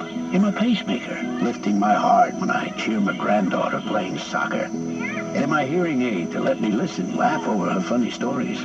Oh, watching her grow up has been a pure joy. With a little help, I'll be here for her. With many more laughs to come. How has plastic touched your life? The American Plastics Council. Plastics make it possible. Welcome back to the NFL Playoffs postgame report on CBS Radio Sports and Westwood One. I'm Tommy Tighe. The final score, New Orleans 31, St. Louis 28. Right now, let's rejoin Joel Meyers and Jack Ham at the Superdome. Historic afternoon at the Dome, Tommy. And let's join Rick Walker now with the young man who threw for 4 touchdown passes. Thank you, Joel. I'm here with Aaron Brooks. Aaron, what a ball game. What is it about the Rams? Your 3 starts and you've had it going. It is not what about the Rams. It's what about the Saints. We got a hell of a football team here. And I think we just proved to the nation what type of football team that we are. I mean, rest is history. Your first start, you came out and picked up a win. You put on the white jerseys today. How much did that mean? It really didn't matter. It felt good to come back in the white, because that's where we had most of our victories at. But hey, it's all with these guys on this team. Offense, defense, special teams. We made it happen. We did what we had to do. Your first playoff win. What would Bourbon Street be like tonight? I can't hear you. What would Bourbon Street be like tonight with your first win? Playoff. Off the chain, baby. Off the chain. All right. That's Aaron Brooks, the victorious quarterback. Back to you, Joel. And for appearing as a guest on our post-game show, Aaron Brooks receives a Boulevard watch. Congratulations to Boulevard on their 125th anniversary. Boulevard keeping America's time for generations. I think he summed up Bourbon Street when Rick asked him, what's it going to be like on Bourbon Street tonight? And he said, I can't hear you.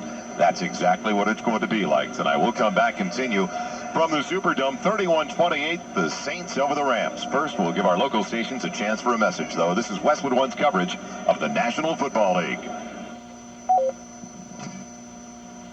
Championships live. Apple backs up. He lobs a long pass. Fagan at the 5. Touchdown, Oklahoma. A great catch. A great play. Play action fake, dropping, throwing. God! Touchdown, FSU. No finish. He beat the secondary like a tin can. It's the Oklahoma Sooners and the Florida State Seminoles in the FedEx Orange Bowl, only on ESPN Radio. Coverage begins at 8 o'clock Wednesday night on WHAG Radio.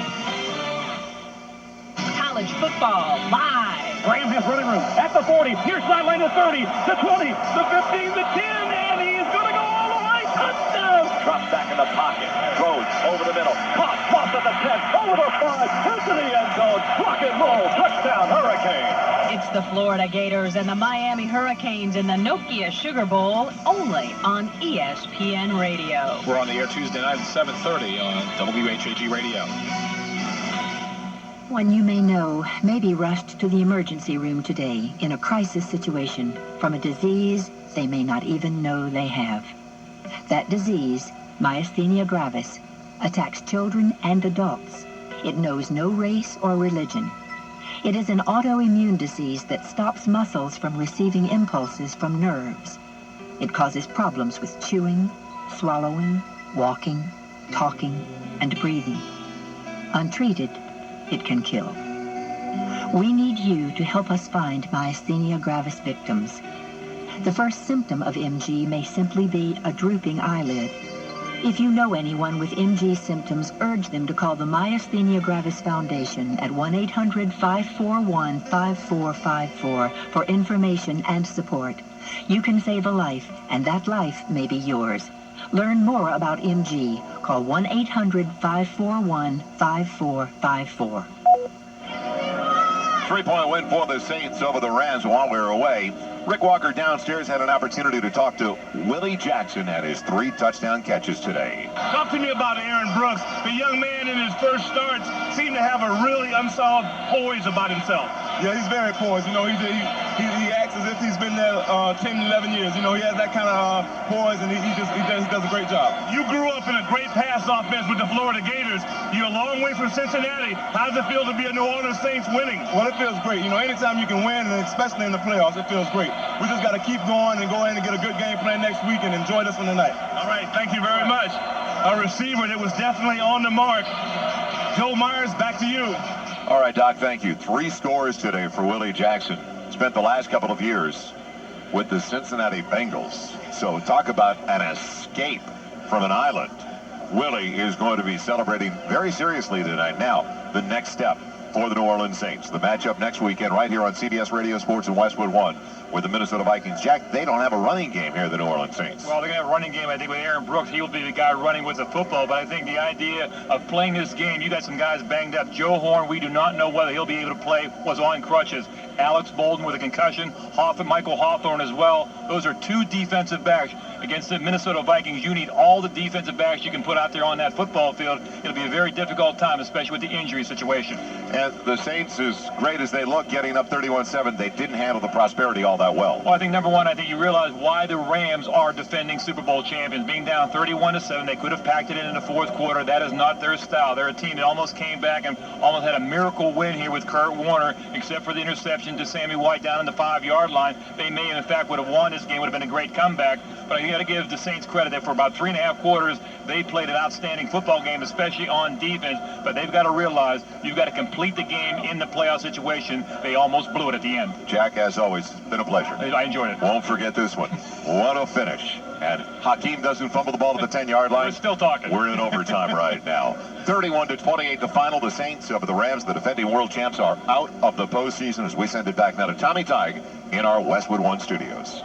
Thanks, Joel. Rams coach Mike Martz after the game, pleased with his team's comeback. I'm proud of the way these guys played. I've been proud of them all year long, the way they fought this thing, and unfortunately, we just came up short. They had one final shot until Hakeem fumbled at the 10. You know, you play professional football, you've got to live with those things, and that's a mistake I'm sure that he's going to have to deal with for a long time, but that's life. That's this game, and unfortunately, that happened, and nothing you can do about it. So they become the 2nd team in a row to not go back-to-back, winning it all. Up next, putting the Colts back in the stable. You're listening to exclusive coverage of the NFL playoffs on Westwood One. Here's a special calling card you won't find hanging out at the checkout counter. It's the 3.9-cent Net2Phone Direct prepaid calling card. And with our auto recharge feature, it never runs out of time. That's as low as 3.9 cents with local access for all calls throughout the U.S., pennies more internationally. And you're guaranteed up to 100 minutes free.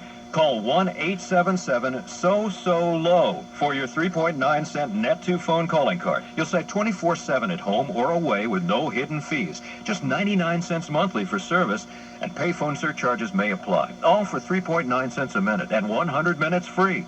Get your credit card and call 1-877-SO-SO-LOW and learn how to get up to 1,500 minutes of free calls with your 3.9 rate. That's 1-877-SO-SO-LOW. Or online at net2phonedirect.com. Net the number 2 phonedirect.com. Or 1-877-SO-SO-LOW. That's 877-767-6569 for your 3.9-cent card. Welcome back, everyone. Tommy Tighe with the NFL playoffs and Westwood One postgame report. Our final score, New Orleans 31, St. Louis 28.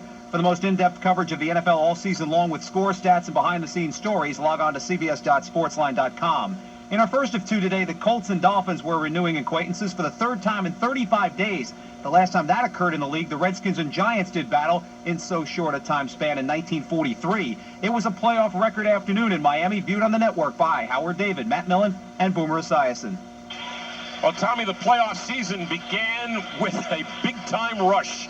A great come-from-behind win, and then in overtime, the Miami Dolphins beat the Indianapolis Colts 23-17. Howard David with Matt Millen and Boomer Esiason. Fellas, we got treated to a wild finish here in South Florida. It's the first time in, what, a month or two that we've had something come to a conclusion in South Florida? Yeah. Well, I'll tell you, at the beginning of the game, we talked about it, Matt and I, and we also talked to Dave Wanstead. He just wanted his quarterback to play effectively. Just don't lose the game for us. Well, Jay Fiedler was on the way to losing the game for the Miami Dolphins. And then I thought that there was a point in the game when he was 3 of 11, had 3 interceptions, where the Miami Dolphins just said, you know what, forget it. We're not going to try to throw the ball right now. We're going to try to run ourselves back into this. That's where Lamar Smith started to take over. And even though Lindy Murray missed a field goal attempt at the end of the first half, we could almost feel that the momentum has switched. And then at the beginning of that first half, they came out, they gave it to Lamar Smith, they scored in their first series, and bang, from that point on, the momentum was on the side of the Dolphins, and the Colts never caught up. I thought the biggest thing, Howard, was their score at the start of the third quarter, because when they missed that field goal at the end of the half, I thought they were dead. How about the Indianapolis Colts? We talked about them at the top. Not a good tackling team for the second time this year. They've given up 200 yards to a running back. Curtis Martin of the Jets, and now Lamar Smith, 209 yards. Second best postseason performance by a running back, second only to Eric Dickerson, who has the record of 248. It's interesting also because we talked about their, not good tackling, but they did not get off blocks. I mean, so much of defense is, it's okay to be blocked, but don't stay blocked. And guys got into them, and they just didn't get off of them. I still go back to the point where your coverage in your secondary is better when you have pressure. And when I look at this, and when I'll look at this film this week, I'll notice that the pressure from the outside, the pressure inside, and from the linebackers just wasn't there today. The only time they had is when they brought Jason Belzer to the outside. Well, the South Florida fans didn't sell out the building, and so it was blacked out on television. And a lot of people in South Florida are going to kick themselves for missing this one, because it was a good one. Overtime win. 23-17, the Miami Dolphins advance. Next week, they'll be in Oakland, and the challenge gets more difficult, Tommy. We'll send it back to you. No question about that. Thanks, Howard. The Colt defeat drops Jim Mora's playoff ledger lifetime to 0-6, the only coach in NFL history who's run the show in at least 4 postseason contests without a victory of 64 folks. Smith's NFL playoff record 40 attempts, passing the old mark of 38 by John Riggins and Ricky Bell. We'll wrap things up after we give our local stations a chance for a message. This is Westwood One's coverage of the National Football League. Heatherby's is the area's newest fine dining restaurant. They're opening their doors full-time in January. Perhaps you've had a friend who's enjoyed a Christmas party there recently. Heatherby's has now scheduled an absolutely delightful New Year's Eve dinner party that you'll remember for a lifetime. It'll be an unbelievable end to the Millennium Celebration. This will be an absolute gourmet feast with a fabulous wine list. Heatherby's has the largest selection of wines in the area. You'll find Heatherby's New Year's Eve party the most elegant in Washington County and the most fun. You'll be entertained with live performances. The menu will be incredibly elegant and delicious. Roast chicken à l'orange, steamed ship of beef, pork rollatines, a delicious pork tenderloin stuffed with shallots, baguettes, mushrooms, red peppers, and more, and priced at only $150 per couple. Hurry, this is an exclusive party. There's room for only 30 couples. Call 301-432-5100. 301-432-5100. Heatherby's is your personal experience in fine dining. 1 South Main Street, Boonesboro.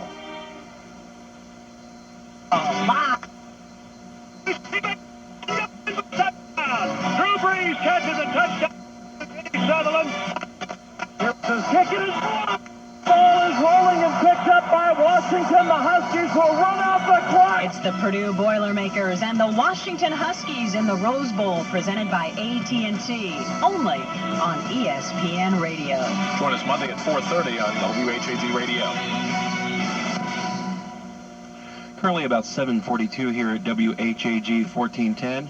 Have your weather forecast. Tonight, partly cloudy with wind gusts to 25 miles an hour. Lows will be about 20 degrees. And tomorrow, partly cloudy, lows around 30s, and a chance of snow flurries. Monday, partly cloudy, Highs around 35 degrees. Right after the post-game wrap-up here, we're going to join ESPN Game Night in progress. But for now, let's go back to the post-game. The final scores today in overtime: Miami 23, Indianapolis 17, New Orleans 31, St. Louis 28. Saints coach Jim Haslett feels it's only just the beginning of what he wants to feel forever. One down and 3 to go. And I said before, I think the Rams are the best team in the NFC. We beat them. I don't know why we can't go do what we got to do. Sure, why not? You've been listening to exclusive coverage of the NFL playoffs on Westwood One. Today's broadcast has been sponsored by Chrysler Jeep, by Heat Gas Line Antifreeze, by Rolaids, by Bulova, by the wireless telephone industry, by Dodge Caravan, by Net2 Phone, by the American Plastics Council, and by NFL.com. We'd like to thank our crew for this afternoon. Studio coordinator Larry Costigan. Production assistance provided by Gary Baylor, Sean Grimmer, John D. Candido, and Dave Matthews. The spotter, Ricky Faber. The statistician, Alden Hagedorn. Engineer Ed Murphy. Producer, Steve Cohen. Coordinating producer, Howard Deneroff. The executive producer of Westwood One is Larry Michael. Don't forget to join us again tomorrow for another exciting NFL wildcard doubleheader. First, the Baltimore Ravens host the Denver Broncos, followed by the Tampa Bay Buccaneers and the Philadelphia Eagles from the Vet. Our coverage begins at 12:15 p.m. Eastern Time. And, of course, next week, CBS Radio Sports and Westwood One will bring you all 4 divisional playoff games. Saturday, New Orleans at Minnesota, and Oakland will host a game. Sunday will be Tennessee and New York Giants as the hosts. Check your local listings for games and times in your area. Once again, our final score from the Superdome: the New Orleans Saints 31, the St. Louis Rams 28. Now for Joel Meyers, Jack Hammond, Rick Doc Walker, I'm Tommy Tighe. Thanks for listening, everyone. And so long from CBS Radio Sports and Westwood One, the nation's leader in play-by-play radio sports.